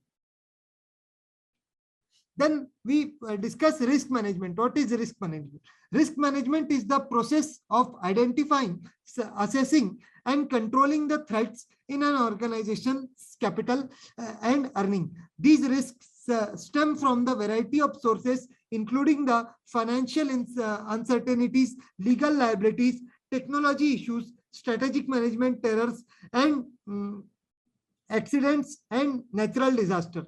So what this risk, there are in any type of organization, a risk, different type of risk are involved. So risk management, we identify the risk, we try to assess the risk, and we try to control the risk which are related to our capital and our earnings. For example, in 2020 and 2021, coronavirus was a huge risk for the all type of organization, because due to which at least 2 to 3 months all type of organizations all over the world were locked. So such to avoid such type of uncertainties, to manage these situations, we have to do the risk management. Okay. So now here a comparison, we are going to compare the systematic risk and unsystematic risk, because this is going to help to understand the CAPM model. Systematic risk refers to the hazard which is associated with the market or market segment as a whole. Systematic risk, what the means suggest, it relates with the system. It's a hazard which is associated with the market and the market segment as a whole. Okay, it is related talking about the capital market or exchange market. Then unsystematic risk. Unsystematic risk generally associated with the organization. It is unsystematic risk refer to the risk associated with the particular security, company or industry. Whenever we talk about a specific thing, it is related to the unsystematic risk, and whenever we talk about the whole market, it will be in case of systematic risk. Okay, the nature of systematic risk, it is not under control, it is uncontrollable. But in case of unsystematic risk, the risk can be controlled by taking some effective measures. Then the factors, external factors are responsible for systematic risk, but internal factors are responsible for the unsystematic risk. Then if affect systematic risk affect large number of securities in the market. Large number of securities are affected by the systematic risk, and only the particular company is affected by unsystematic risk because it states the specificity. Then types: interest risk, market risk, and purchasing power risk. These are the examples of systematic risk which are not in our control. Then unsystematic risk. Unsystematic risk are the related to the business risk and the financial risk. These are unsystematic risk.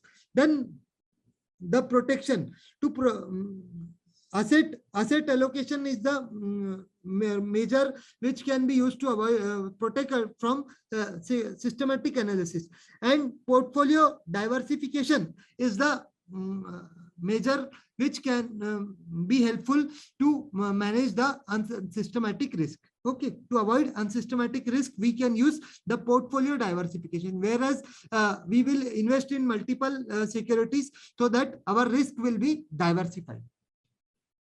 Risk will be reduced through diversification. I hope this difference is clear. Let's begin with the capital asset pricing model. Most important. The capital asset pricing model, CAPM, describes the relationship between the systematic risk and expected return from the assets, particularly the stocks.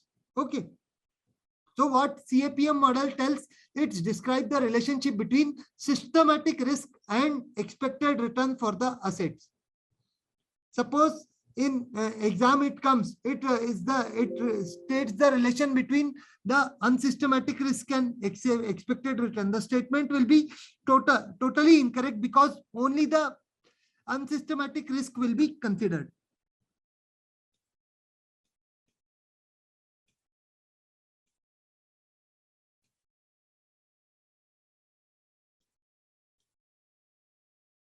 Then CAPM is widely used throughout the finance or pricing risky securities and generating expected returns for the assets given risk of those and the cost of capital.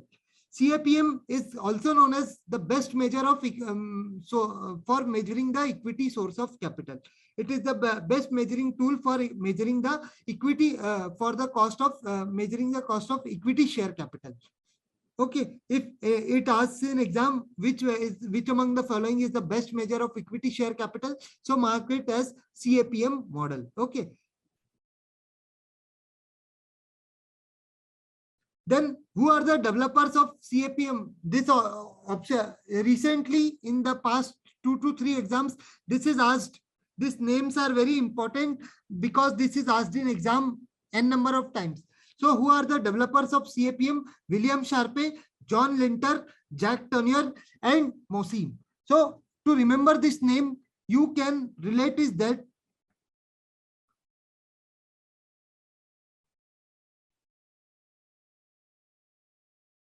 CSLTM. CSLTM, if you remember, that is CAPM, William Sharpe, then John Linter, then Jack Tenier, and Mosim. These are the four people associated with this model as a developer. Then let's discuss the assumptions of CAPM, which is also very much important. Investors make the investment decisions on the basis of risk return analysis. The investors are, this means investors are well informed. They make their investment decision on the basis of risk return analysis. Then point 2, the purchase and sale of the security can be undertaken in indefinite divisible point, in infinitely indivisible points. Once again, I am repeating, the purchase and sale of the securities can be undertaken in infinitely divisible units. Okay. Then point 3, the purchase and sale by a single investor cannot affect the prices. If any single investor is making the purchase and sale, doing the transactions, it will not affect the security prices. Okay. Then there is no transaction cost. No transaction cost or no flotation cost exists as per the assumption of CAPM. Then there is no personal income taxes. No income taxes will exist. Then the investors can lend and borrow any amount of funds at the risk-free rate. The investors lend and borrow any amount of funds at the risk-free rate. Point 5, the investors can sell the short any amount of shares. In short term, any amount of shares can be sold by the investor. Then last point says the investors share the homogeneity of the capitalizations from the market. There is the investors share the homogeneity of expectations. The expectations of multiple investors trading in a common market is almost common. Okay, there is a homogeneity in expectations. Remember, this point is very important. These assumptions are most important from exam point of view. You have to remember as it is. Once, twice or thrice you will read, you will be able to answer the question asked if it asks in exam. Then understand what is beta in CAPM. Beta is, this is not beta, your or my son. This is beta. Beta is the major, it is the represent beta. This is the main sign of beta. It generally represents the systematic risk, which is uncontrollable in nature. Beta is the measure of beta is the measure of systematic risk. Beta is the standard CAPM measure of the systematic risk. It gauges the tendency of the return to the security move parallel with the return of the stock market as a whole. what is it's telling that it is a main factor through which the main factor in the CAPM model which measures the tendency of the return to the security move parallelly with the return of the stock market. It compares the stock market and the and the portfolio market as a whole. Okay. Through beta, this factor is mainly considered while comparing the stock valuation of a single stock with the whole market. Okay. Then one way to think the beta is as a gauge of a security. Security is volatile relative to the market's volatile. That's I have just told you now that the beta gauges the volatility of the security and of the whole market. Okay. I hope it is understood. Now let's see this chart is very much important. I have made it easier for you. When the beta is equal to 1, then the expected return of stock is equal to expected return of the market portfolio. Then when beta is greater than 1, the nature of the investment will be aggressive. Then the expected return of the stock will be greater than the return of the market greater than the expected return of market portfolio. Then steeper slope of the characteristic line. It's given for in next upcoming slides. What is characteristics line? I have separately mentioned. So here what happens when the beta is greater than 1, the nature of the investment will be aggressive. The investment is aggressive in nature. Then the expected return of the stock is greater than the expected return of the market portfolio, and this results in the characteristics line slope is steeper. Okay. Then the third point comes when the the beta is less than 1, the value of the beta is less than 1, then the investors will be cautious and there will be defensive investment. Why? Because the expected return of the stock is less than the expected return of the market portfolio, and here the slope of the characteristics line will be flatter. Okay, I hope it is clear. Let's see the formula of CAPM. The formula is also asked once or twice, and sometimes they give a numerical which is very easy on this based on this formula. CAPM formula is expected return is equal to risk-free rate plus beta into expected return on expected market return minus risk-free return. Okay, I hope it is clear. Expected return is equal to risk-free rate plus beta multiplied by expected return expected market return minus risk-free return. So what does ER represents? Expected return. Then RF represents risk-free return. Then beta represents the market risk, and ERM represents the expected market return. Okay, I hope this is clear. Then let's see the merits and demerits, that is advantage and disadvantage of CAPM. CAPM eliminates the unsystematic risk. As we discussed earlier that unsystematic risk is not considered in CAPM, only it considers the systematic risk. Okay, then the third point, investment appraisal. Before an investor can appraise it, check the position of its investor, whether it is taking he or she is taking right decision or wrong with the help of this CAPM model. And ease of use. CAPM, as there is a single factor involved, it is can be used easily. Then what are the drawbacks? Drawbacks is that the too many assumptions are there in this CAPM model. Then point 2, assigning the values to the CAPM variables. We need to assign the different values to measure the risk for as to the CAPM variables. Okay, what we are doing, we are assigning the values to the variables involved in the CAPM. Then the point 3 is ability to borrow at risk-free rate. It's the ability to borrow at risk-free rate is less. Then determination of project proxy beta. Sometimes error may happen, so determination of project proxy beta. Let's see another conditions and their respective decisions.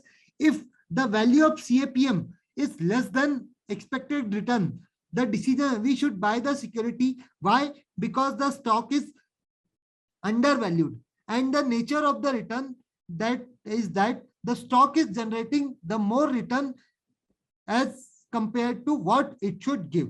Okay. Then the CAPM is greater than, when the value of CAPM is greater than the expected return, we should sell the security, because here the stock is overvalued. Then the less return than the what it should give. We are getting the less return than what it should give. Okay. Then CAPM is equal to expected return. We should hold the securities because the stock is correctly valued, and here the exact return what it should give, it is giving. Just a second.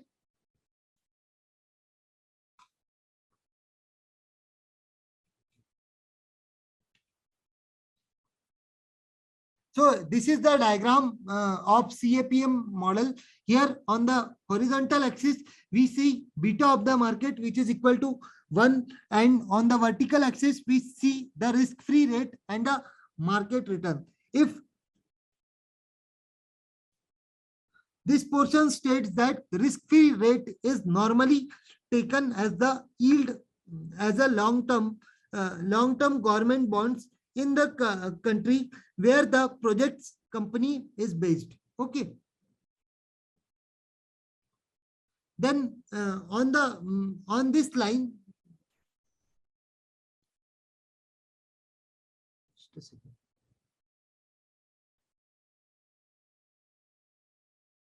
Here the risk premium between the 3% and 99% risk premium is mentioned in this diagram.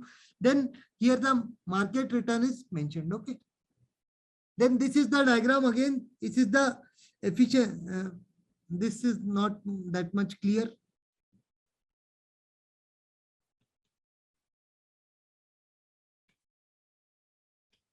Some slides I had added.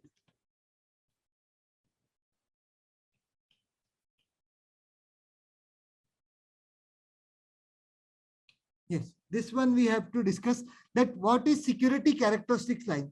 A characteristics line is a straight line forward using the regression analysis that maximizes the particular security's systematic risk and the rate of return. What is the, it is the regression, that is cause and effect relationship is being seen by using a straight line, which is telling us what is a particular security's systematic risk and the effect on the rate of return. The characteristics line is also known as the security characteristics line. Remember that this name, sometimes they give security line and sometimes they give security characteristics line, but both are same.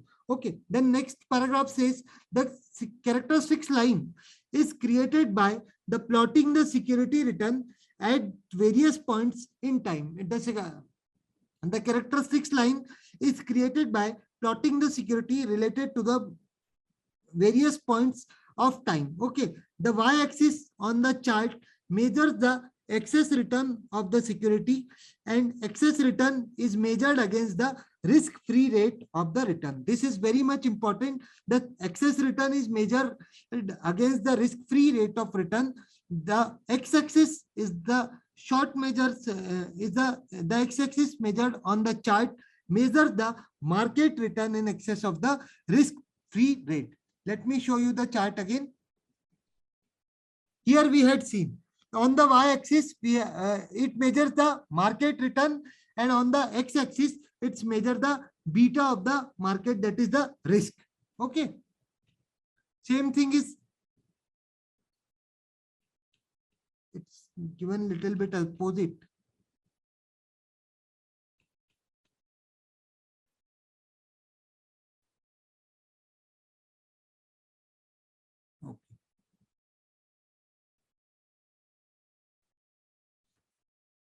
Security market line. Let's discuss what is security market line. Security market line is a line drawn on a chart that serves as a graphical representation of the capital asset pricing model CAPM, which shows the different levels of the systematic or market risk of the various marketable securities plotted against the expected return of the entire market in any given time. So you have to just remember the security market line is what the graphical representation in the CAPM, which shows different level of systematic or the market risk of various marketable securities. The securities which are marketable in nature, the levels of their systematic risk or the market risk is being plotted separately as per the security wise and the expected return of the entire market. Here what we are comparing the market return at given time and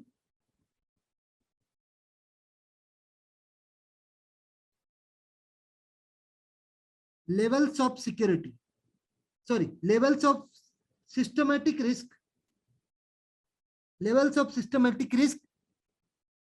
of marketable securities.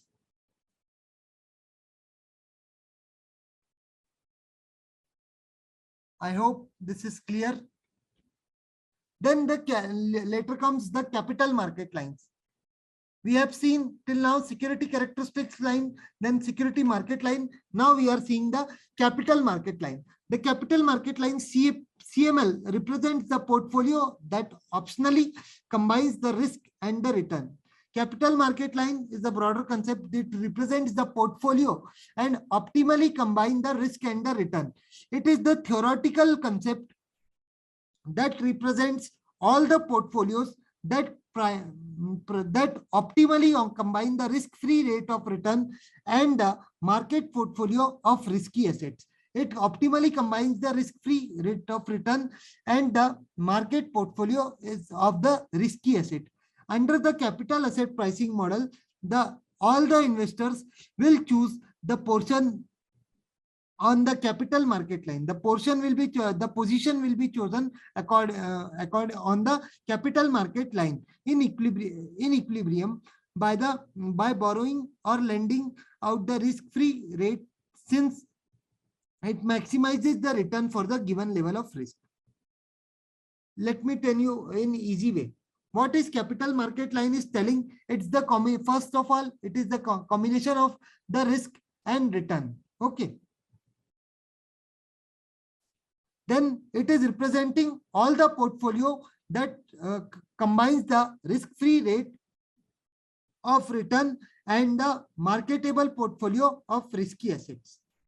Then here the investors, what we will do, they will choose the certain positions on the capital market line. It will indicate an equilibrium position which can be achieved by borrowing or lending at the risk-free rate, since this maximizes the return for the given level of risk. At that level of risk, you can earn the maximized return. It's indicated by the capital market line because investors will choose their equilibrium position. Then we discuss the arbitrage pricing theory. Then we are here, our CAPM model ended. Now we are beginning with the arbitrage pricing theory. Arbitrage pricing theory was given by Stephen Ross in 1976. Arbitrage pricing theory is the multiple factor asset pricing model. This CAPM was only one factor was there, that is beta. But here multi-factor asset pricing model, this is the APT is the multi-factors is the model based on the idea that assets return can be predicted using the linear relationship between the assets expected return and the number of microeconomic variables that capture the systematic risk. So what is this APT telling? APT is used where the assets returns are predicted using the linear relationship between the expected return and the different macroeconomic factors which are associated with the pestle, that is political, economic factors, or technological factors. These are all the macroeconomic factors, and this also includes the systematic risk. Okay. because systematic risk, as we seen in the chart, that is, it is uncontrollable or diversifiable. Okay, then it is useful tool for analyzing the portfolios from the value investing perspective. It is also a tool. It is also helpful in analyzing the portfolio by from the investors' perspectives in order to identify the securities that may temporarily mispriced. By this, we can check which securities are temporarily mispriced. At that time, this arbitrage pricing theory is highly utilized. Let's see the assumptions of APT. APT has not that much many assumptions like CAPM. The capital markets are perfectly competitive and no transaction cost. This assumption makes the possibility that the arbitrage of mispriced security, thus forcing an equilibrium price. Okay. Here, what is the assumption one states that in the perfect competitive market, their capital markets are perfectly competitive and there is no transaction cost. Here it is stating the possibility. Here it is stating the possibility of arbitrage of the mispriced security to here. So here we have to bring it to the equilibrium price. Point 2, investors always perform more wealth to less wealth. Investors always prefer more wealth to less wealth. Okay. Then point 3, various factors give rise to the return on the securities and the relation between the security return and that the factor is linear. There is linear relationship. Remember this point, the return, rise in the return from the securities and the relation between the security and the return will be in the among the macroeconomic factors will be linear in nature. This stochastic process generating the asset return can be expressed as a linear function of the set of the risk factors or indexes. Okay, indexes can be used to measure the linear relationship. Okay, so these assumptions are quite lengthy as compared to CAPM model, but we have to do a root learning as possible, because there, in case of these assumptions or theories, we don't have any other choice. Like in derivative, we had studied that we have call option or put option, but here there is no choice. Here you have to just learn by heart these assumptions, because any type of question can be asked in the exam. So let's understand the factors. APT formula is quite more lengthy as compared to CAPM. APT is the alternate to the capital asset pricing model. Stephen Ross developed the theory in 1976. The APT formula is ER is equal to RF plus beta 1 RP1 plus beta 1 2 RP2 plus beta 3 B3 RP3 plus beta P4 and plus RP5. These are the factors. Here the factors are mainly increasing. ER means the assets expected rate of return. Then RF is the risk-free rate. Then F is the sensitivity of the assets return to the particular factor. Sensitivity is represented by the beta. Then the FP is the risk premium associated with the particular factors. Okay. It is the risk premium associated with the particular factor. Okay. RP is the risk premium. Okay. So here, as there are multiple factors, so the risk premiums are also increasing. I hope you have got the formula and the APT theory. Now we are at the last slide. That here we are comparing the APT and CAPM. So point 1 says the APT holds, then there is no arbitrage population. When there is a holding stage, then there is no arbitrage opportunities. The CAPM model is based on an inherently unobservable market portfolio. CAPM is based on the unobservable market portfolio. Then APT pricing relationship is quickly restored even if only the few investors are recognized an arbitrage opportunity. If any few number of investors are who recognize the arbitrage opportunity, then relationship can be quickly restored. But in case the CAPM rests on the mean variance efficiency, CAPM rests on the mean variance efficiency, the actions of many small investors restore the CAPM. Here many small investors the number of small investors will be high, but in case of APT the number of investors will be low to restore the equilibrium position. Okay, then the third point comes the expected return minus beta relation. The expected return and the beta relationship can be derived without using the true market portfolio. Without using the true market portfolio, we can derive the expected return and beta relationship. But in case of CAPM, describes the equilibrium for all the assets. CAPM describes the equilibrium for all types of assets. I hope you might have first understand what is derivative. Actually, as the word suggests, in derivative refers to what? Here, a little spelling is there. Sorry for that. This T is not there. It's derivative. Okay. The term derivative stands for a contract whose price is derived or is dependent upon an underlying asset. Deriving a value from an underlying asset is called a derivative. Okay. The underlying asset should be a financial asset such as currency, stock, and market index, and interest bearing security, or a physical commodity. The derivatives are of different. The following things are covered under the derivative market, like physical commodities, market index, interest bearing securities, or the currency or stock. Okay. So this is the concept of derivative, because first of all, unless we start from basics, we will not be able to cover the few things which are stated forward.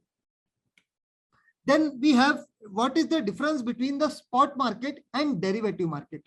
Derivative market is little bit different from the spot market. Spot market is what?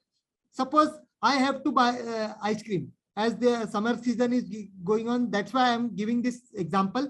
So what I will do, I will go to the ice cream parlor, offer him the money or pay it through the Paytm and take the ice cream and come back. On spot dealing will be done. But I cannot say him that भैया ये लो 10 रुपए ले लो, मैं ice cream कल लेके जाऊंगा. ऐसा होगा क्या? नहीं होगा ना ऐसा, क्योंकि आइसक्रीम तो उतने देर में आइसक्रीम का राम नाम सत्य हो जाएगा. उतने देर में पूरी आइसक्रीम की वाट लग जाएंगी. My money will be wasted. So in case of spot market, the transaction takes place immediately. What is traded in the what is exchanged in the spot market, the financial assets are traded. In case of derivative market, financial instruments which are known as contracts are exchanged in the derivative market. Okay, there are examples also given in spot market, like cryptocurrency, stocks, foreign exchange currencies. These are traded in the spot market. But in case of derivative market, futures, forwards, options, and swaps, these are traded in the derivative market. Don't worry, these things are in detail in the upcoming slides. Then time horizon. Executed immediately. Spot market is in case of spot market, the transaction is executed immediately, and in case of derivative market, it is executed at a specific time interval, at a specific future date, or after a specific time interval. Then we have complexity. The complexity of spot market is straightforward. There is no, it's not complex. Just go pay the money and take the thing. But in case of derivative market, these are highly complex, as the lot of risks are involved in the derivative market. The n number of the formalities are there, so these are complex. Then again, the same point is mentioned: complexity. The flat crypto exchange regarded the pure crypto exchange isn't. Okay. Then it is fully regulated. Derivative, remember this point can be asked in exam. The spot market is not well regulated, but derivative market is fully regulated. Okay. Let's understand who are the parties involved in the derivative market. Derivative markets, we have generally three parties who are involved in the derivative market, like hedgers, speculators, and arbitrators.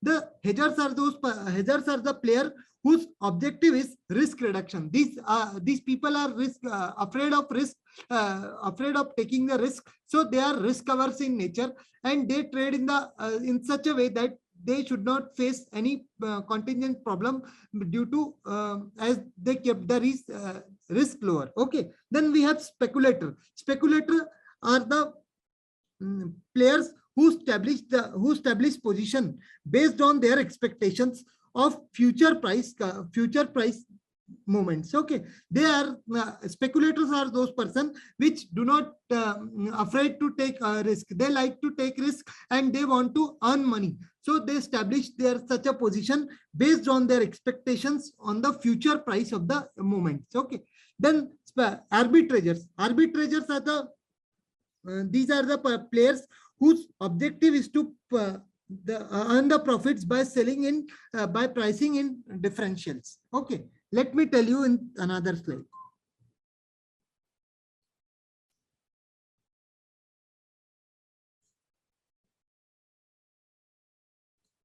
Just see here.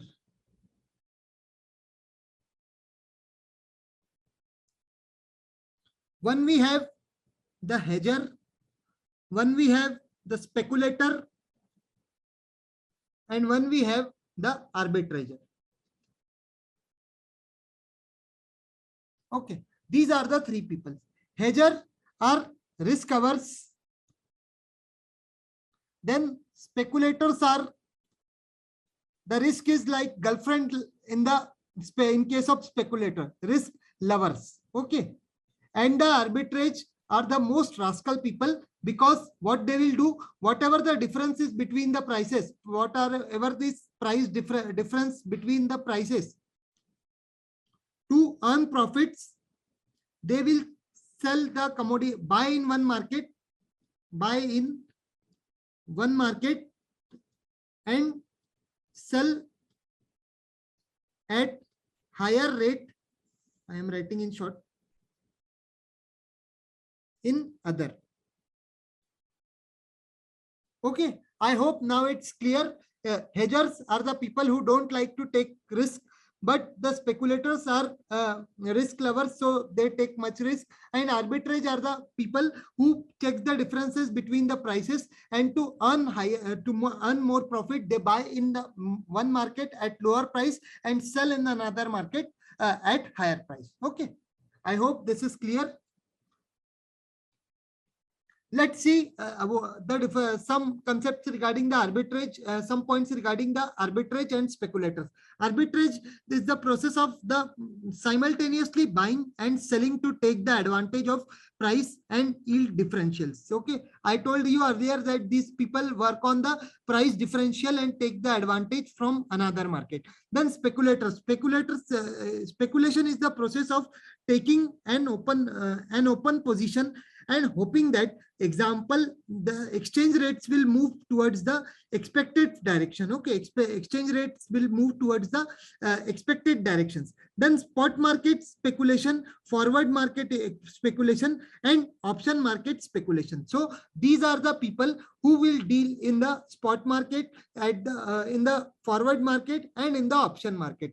But the arbitrage, but the hedgers, in case of hedgers, if you say hedger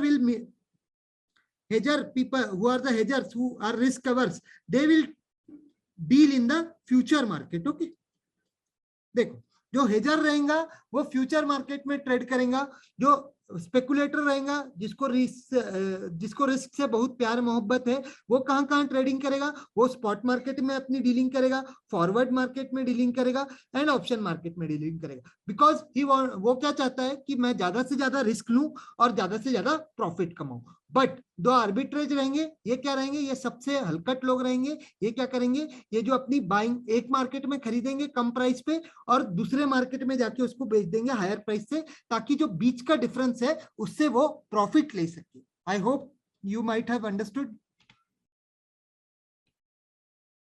Now let's understand what is OTC, that is over the counter, and exchange. What is the difference? Then first let's understand the meaning. Over the counter, OTC is the decentralized dealer market, whereby the broker and the dealer transact directly in the computer networks and phone. Okay, this is the counter based transaction, where the dealer decentralized one, where the dealer and the brokers and the dealer transact directly from the computer networks and phone. Okay, then in case of exchange, exchange is the organized and regulated market wherein the trading of the stocks takes place between the buyer and the seller in a safe, transparent and systematic manner. I hope like the Bombay Stock Exchange is there, national stock exchanges are there. These are what? These are well organized markets where the buying and selling of different currencies take place. Okay, then in case of market maker, who OTC is the dealer and the exchange is the exchange itself. Okay, then the OTC is used by small companies and exchange is used by well-established company. Okay, then in the physical location, on the spot, over the counter has no physical existence, but the exchange has the physical existence. Okay, then the trading hours for the over the counter transactions is 24/7, and but for the exchange hours, this is exchange hours for. This is for exchange hours. Like in our India, the exchange market is available for, in my opinion, it's from 9 a.m. to 3 p.m. I don't know the exact timing. I don't trade in this market. So, but in my opinion, it's 9 a.m. to 3 p.m. Okay. Then stocks. Then unlimited stocks can be traded in over the counter market, but the limited stocks are allowed to trade in the exchange market. Then we have transparency. The transparency in OTC is low, but the transparency is comparatively high in the exchange market. Let's understand the contract. The nature of the contract in the OTC is customized. They are customized contracts, but in case of exchange market, these are standardized contracts. Proper standards are followed in this exchange traded market. I hope this is clear. Now let's see the types of contract in derivative. The most important one, that is forward contract, future contract, options contract, and swap. These are the four main types of contracts in the derivative. Okay, let's understand one by one. Forward contract. These are the promises to deliver the asset at the predetermined date in future at the predetermined price. Remember this point. In case of forward contract, whenever we talk about the forward contract, an asset will be determined, of which the price will be predetermined and the date will also be predetermined. Okay, then forwards are highly popular on currencies of interest rate. Forwards are highly popular on currencies on interest rate. Okay, then these contracts are traded over the counter. OTC we have discussed just now. These contracts can be traded over the counter, that is outside the stock exchange markets, directly between two parties, and are customized according to the needs of the parties. Here what will happen, two parties will they will agree on the contract themselves, and their conditions will be decided among themselves. Okay, since these contracts do not fall under the preview of the rules and regulations of the exchange, they generally suffer from contemporary risk. Contemporary risk means there is a high chances of contingency, because they don't fall under the any follow the any rules and regulations related to exchange market. Okay, then the risk the default risk is high in the case of the forward contract. Okay, they may not be if one party do not fulfill the other's obligation. Let me give an example for you from where you will be able to understand properly. For example,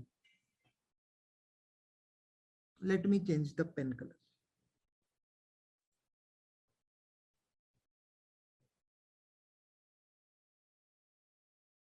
So we are discussing the example. So let's discuss. here is one person.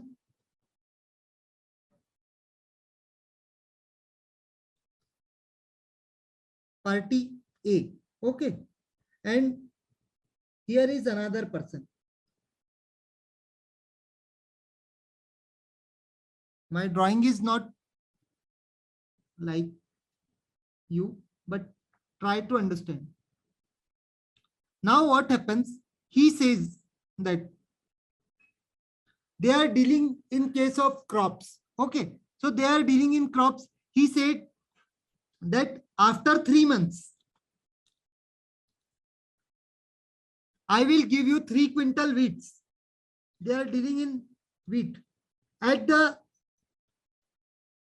rupees 5,000 per quintal. इतना महंगा तो होता नहीं, but we are just discussing an coincidental example, so we are discussing. But what happens? They made an agreement and a contract, but after 3 months, if this person goes to him, just a second.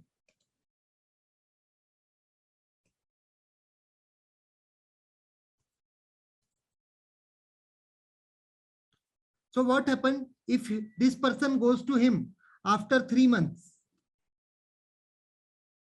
3 months later, then and he rejects कि हमारे बीच में तो ऐसा कुछ हुआ ही नहीं था. He rejected कि हमारे बीच में तो ऐसा क्यों नहीं हुआ, कुछ हुआ ही नहीं. And he take the money in advance. This person has taken the money from him in advance. So क्या हुआ? रिस्क ही तो हो गया ना उसके लिए. इसने तो बोला कि इसने तो पैसे दे दिए कि मैं इतने पे लूंगा. बाद में अगर ये मुकर गया, if person A disagrees that I will not give you, मैं नहीं दूंगा तुमको, तो क्या हुआ? B का तो नुकसान हो गया ना. B face the risk. So this is about the forward contract. High amount of risk is involved in the forward contract because the one party may change his opinion at the later period. Okay. So this was the example of forward contract. You might have understood. If any doubt you have, you can ask in the comment section. Okay. Now let's discuss what are future contract. A future contract is an agreement between the two parties who buy or sell an asset at the certain time in future at the certain price. Here the price will be certain and not be predetermined and after certain time. Okay. These are the basically exchange traded contracts and standardized contracts. Okay, these points are very important, that the forward contracts were customized, but these are standardized. Okay, then the exchange stands guarantee to all the transactions and contemporary. If any case happens, this will be said that the exchange stands, who are the third party, will take a guarantee that they will not make any party to lose. Okay, thus the risk is largely eliminated. There is less risk as compared to forward in the future market. Okay, remember this point. Then the buyers of the future contract are considered having a long position, whereas the seller are considered to be having a short position. Remember this, the buyers will have a long position and the seller will have a short position in the future market, in the future contract. Okay, future contracts are available on the varieties of commodities, currencies, interest rates, stocks, and other tradable assets.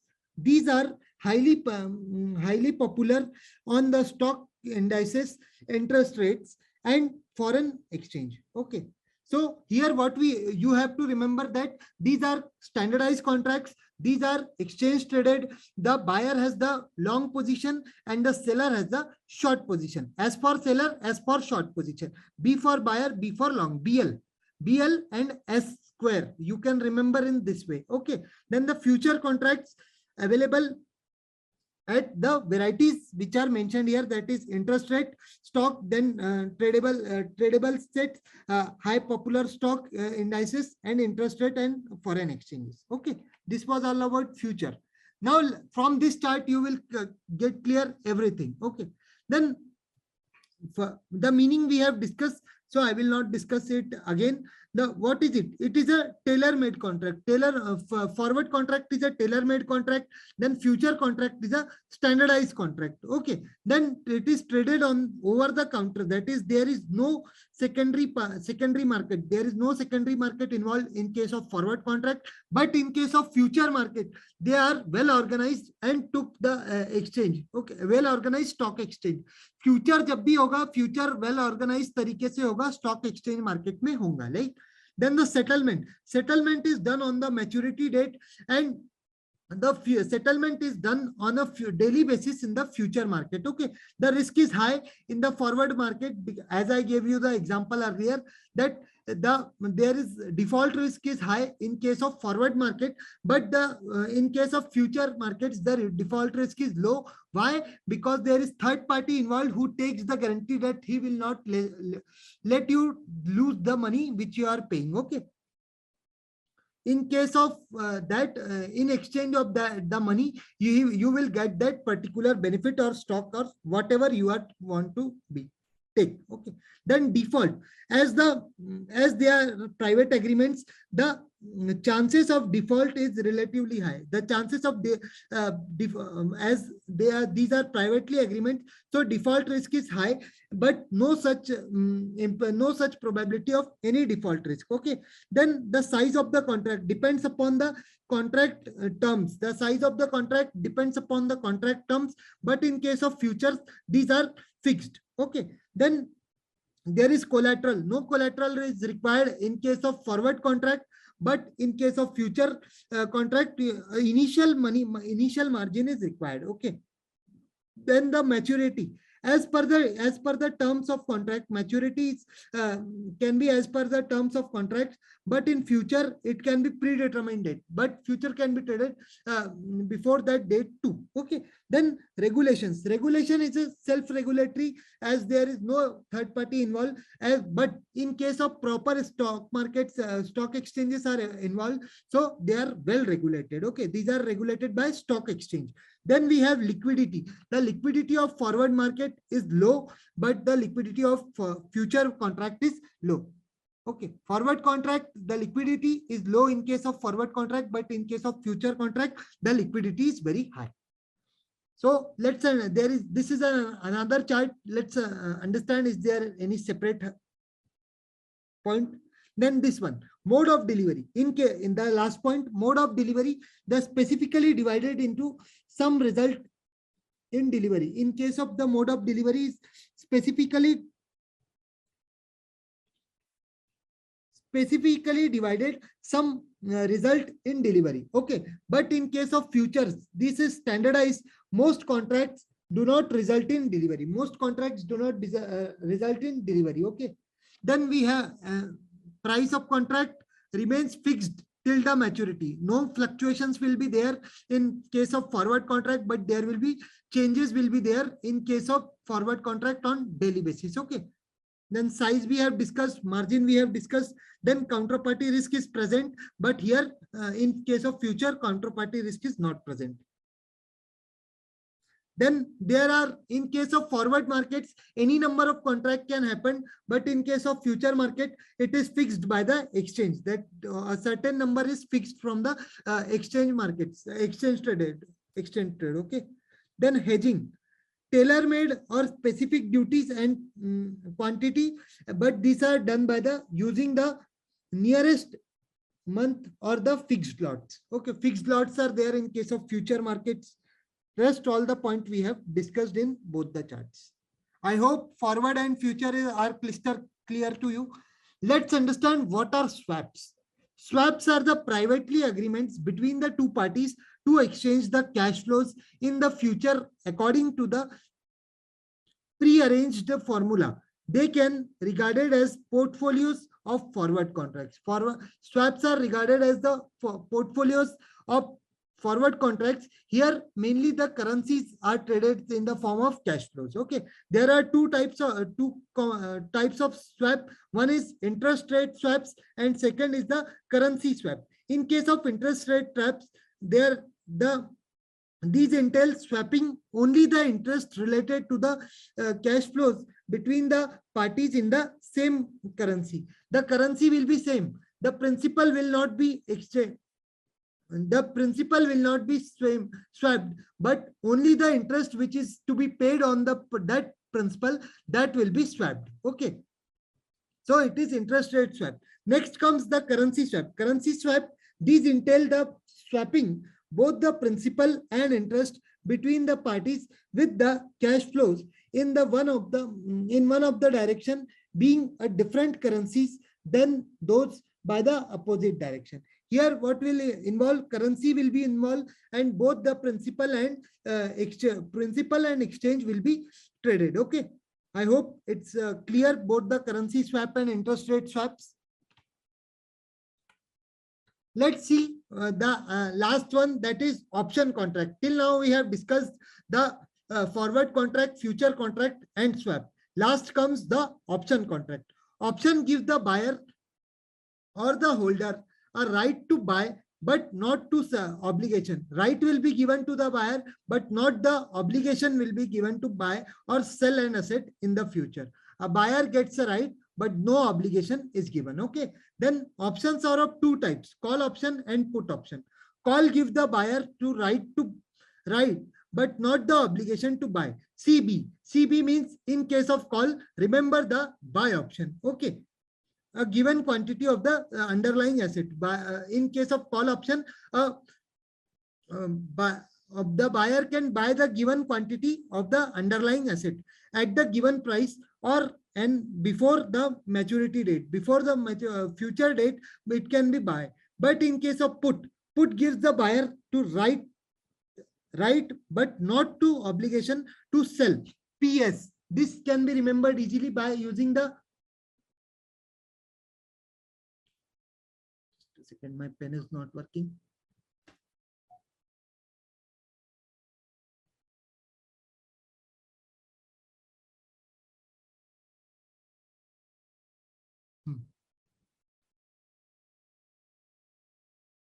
In case of call, there will be buy, and in case of put, there will be sell. But in both the conditions, there will only be right, but there will be no obligation. This point is most important. Right will be there, but no obligation will be there. In case of call, you can buy the currency, but in case of put, you can sell the currency. Okay.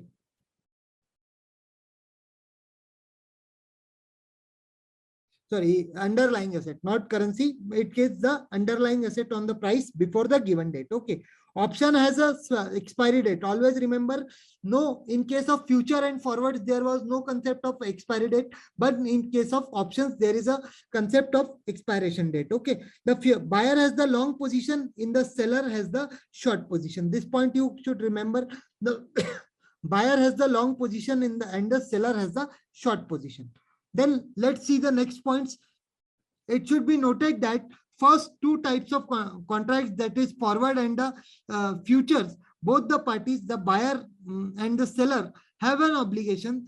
In case buyer needs to pay for the assets, and the seller needs to the seller, and the seller needs to deliver the asset to the buyer on the settlement date. On the particular settlement date, the buyer has to pay the amount to the seller, and the seller has to deliver the assets. But in case of options, only the seller, also called as option writer, is under the obligation and not the buyer.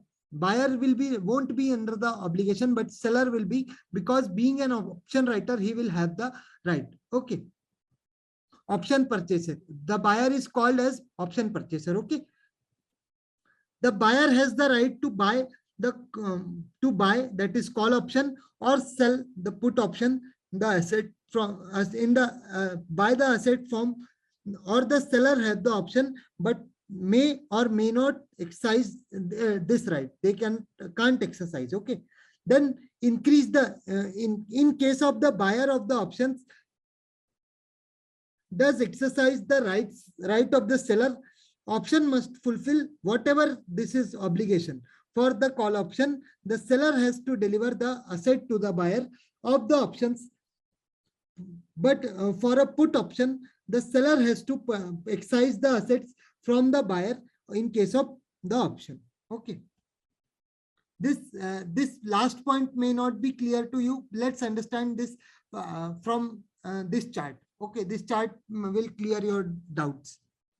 In case of call option, it offers the right but not the obligation to buy the underlying assets at the particular date at the pre-decided strike price. Strike price is pre-decided. Then in case of put options, it offers the right but not the obligation for the selling the underlying assets at the particular date for a pre-decided strike price. Okay, the strike price will be pre-decided, but they have right to. In case of put, I told you earlier, selling will be done, and in case of call option, purchasing will be done.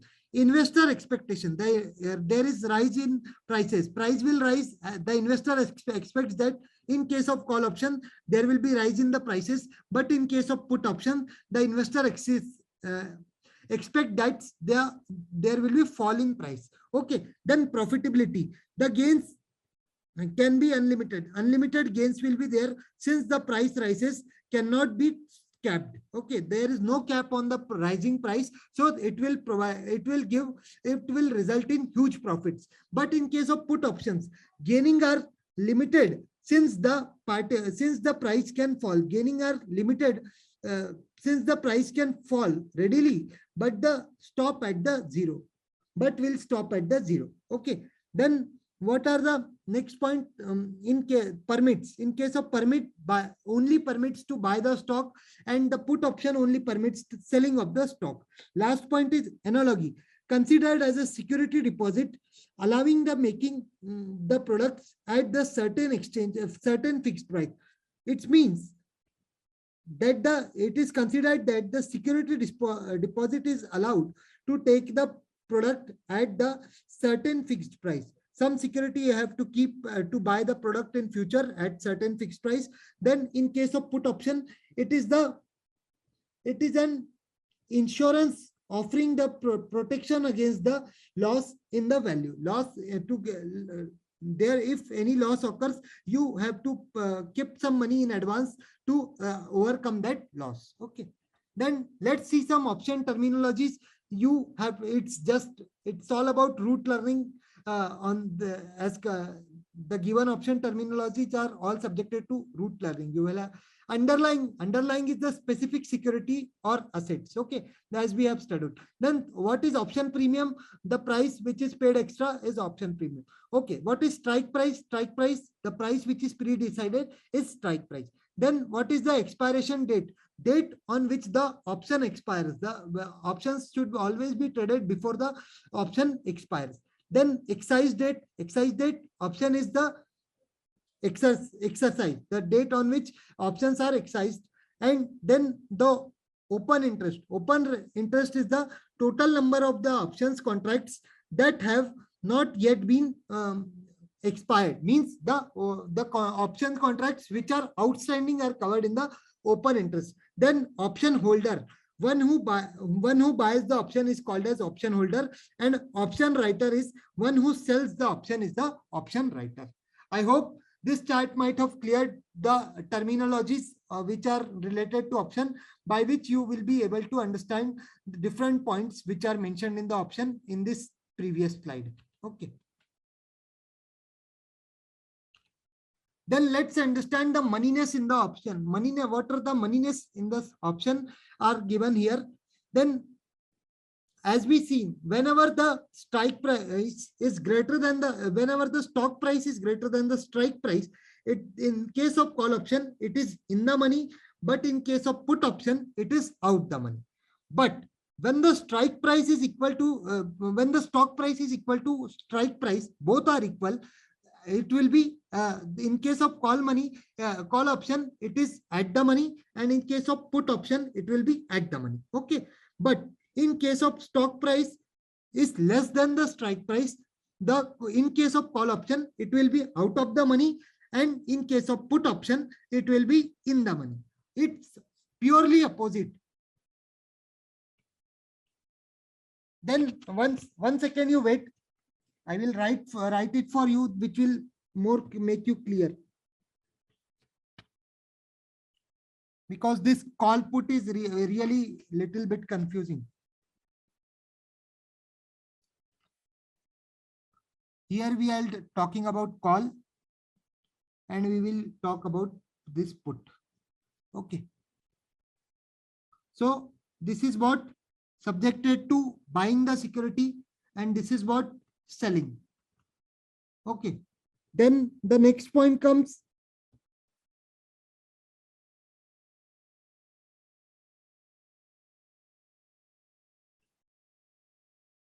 Just a second. If price rises, the profits will also rise. Okay. But in case of put, if the price increases, the loss will increase. Okay. But in case of price, if price reduces, loss will be there. But in case of put, if price decreases, there will be profit. Okay. Then one more point, that is that in the money, out the money.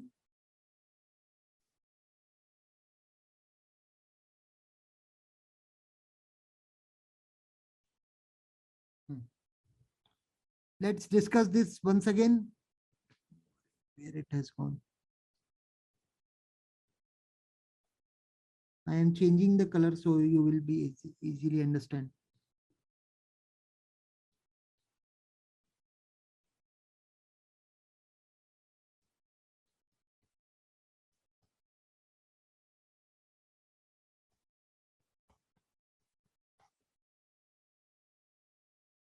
This ST is the spot price and SP is the strike price. Okay. I am writing the in short, so I am giving the full form in advance. Okay.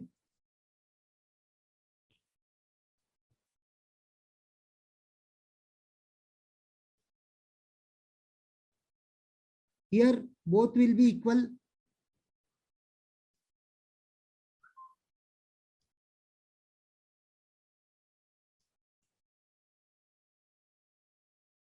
Then in the third case,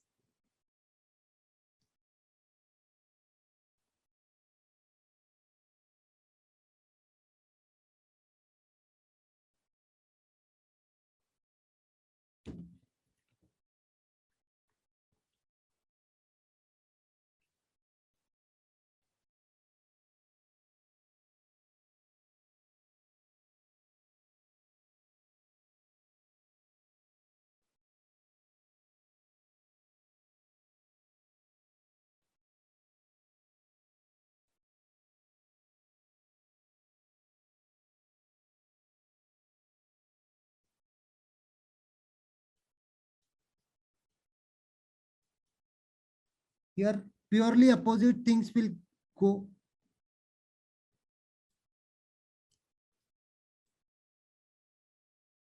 Oh, sorry. I have written opposite.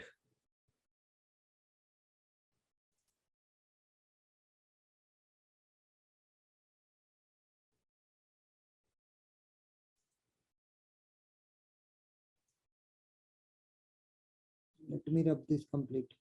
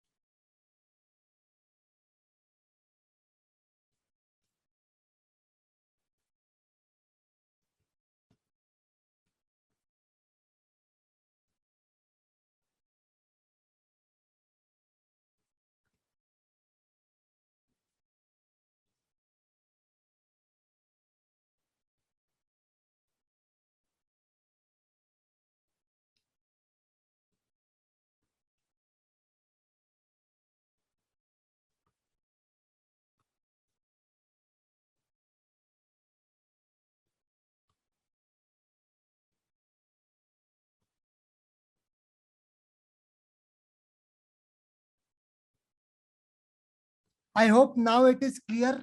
Just make a chart in your notes to just add it to add this in your notes. It will be most beneficial because there is a lot of chance that question can be asked from this chart. So I have provided this summary to you. That is the, in case of forward, there is agreement to buy underlying asset at a specific rate and specific date in future. The forward contracts, the flexibility, more flexibility than the other derivative contracts. Contracts are customized forward contract. We have seen that these are customized. These are over the counter traded, and here high contemporary and credit risk is there. Okay, then in case of future, we seen similar to the forward contract, trade on the established exchange rate trade. Then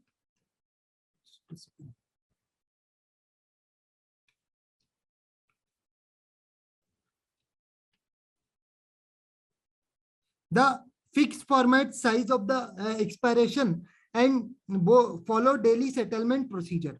Okay, in case of option, we have discussed just two types of option, call and put. Then right, only right is available, not no obligation. No obligation is available for seller. Options are an obligation. Okay.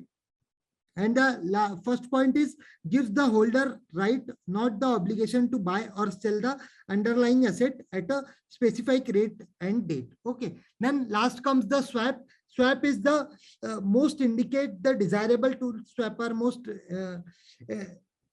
indicate the desirable tools.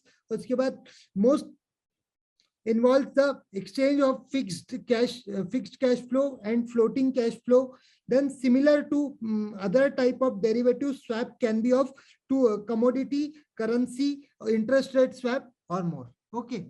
So this was all about today's topic, that is derivative, forward, future and options and swaps. I hope you might have understood this in this is now crystal clear to you. We will meet in next video. Thank you. Bye. If you like the video, please hit the like button, because your one like gives us a lot of motivation.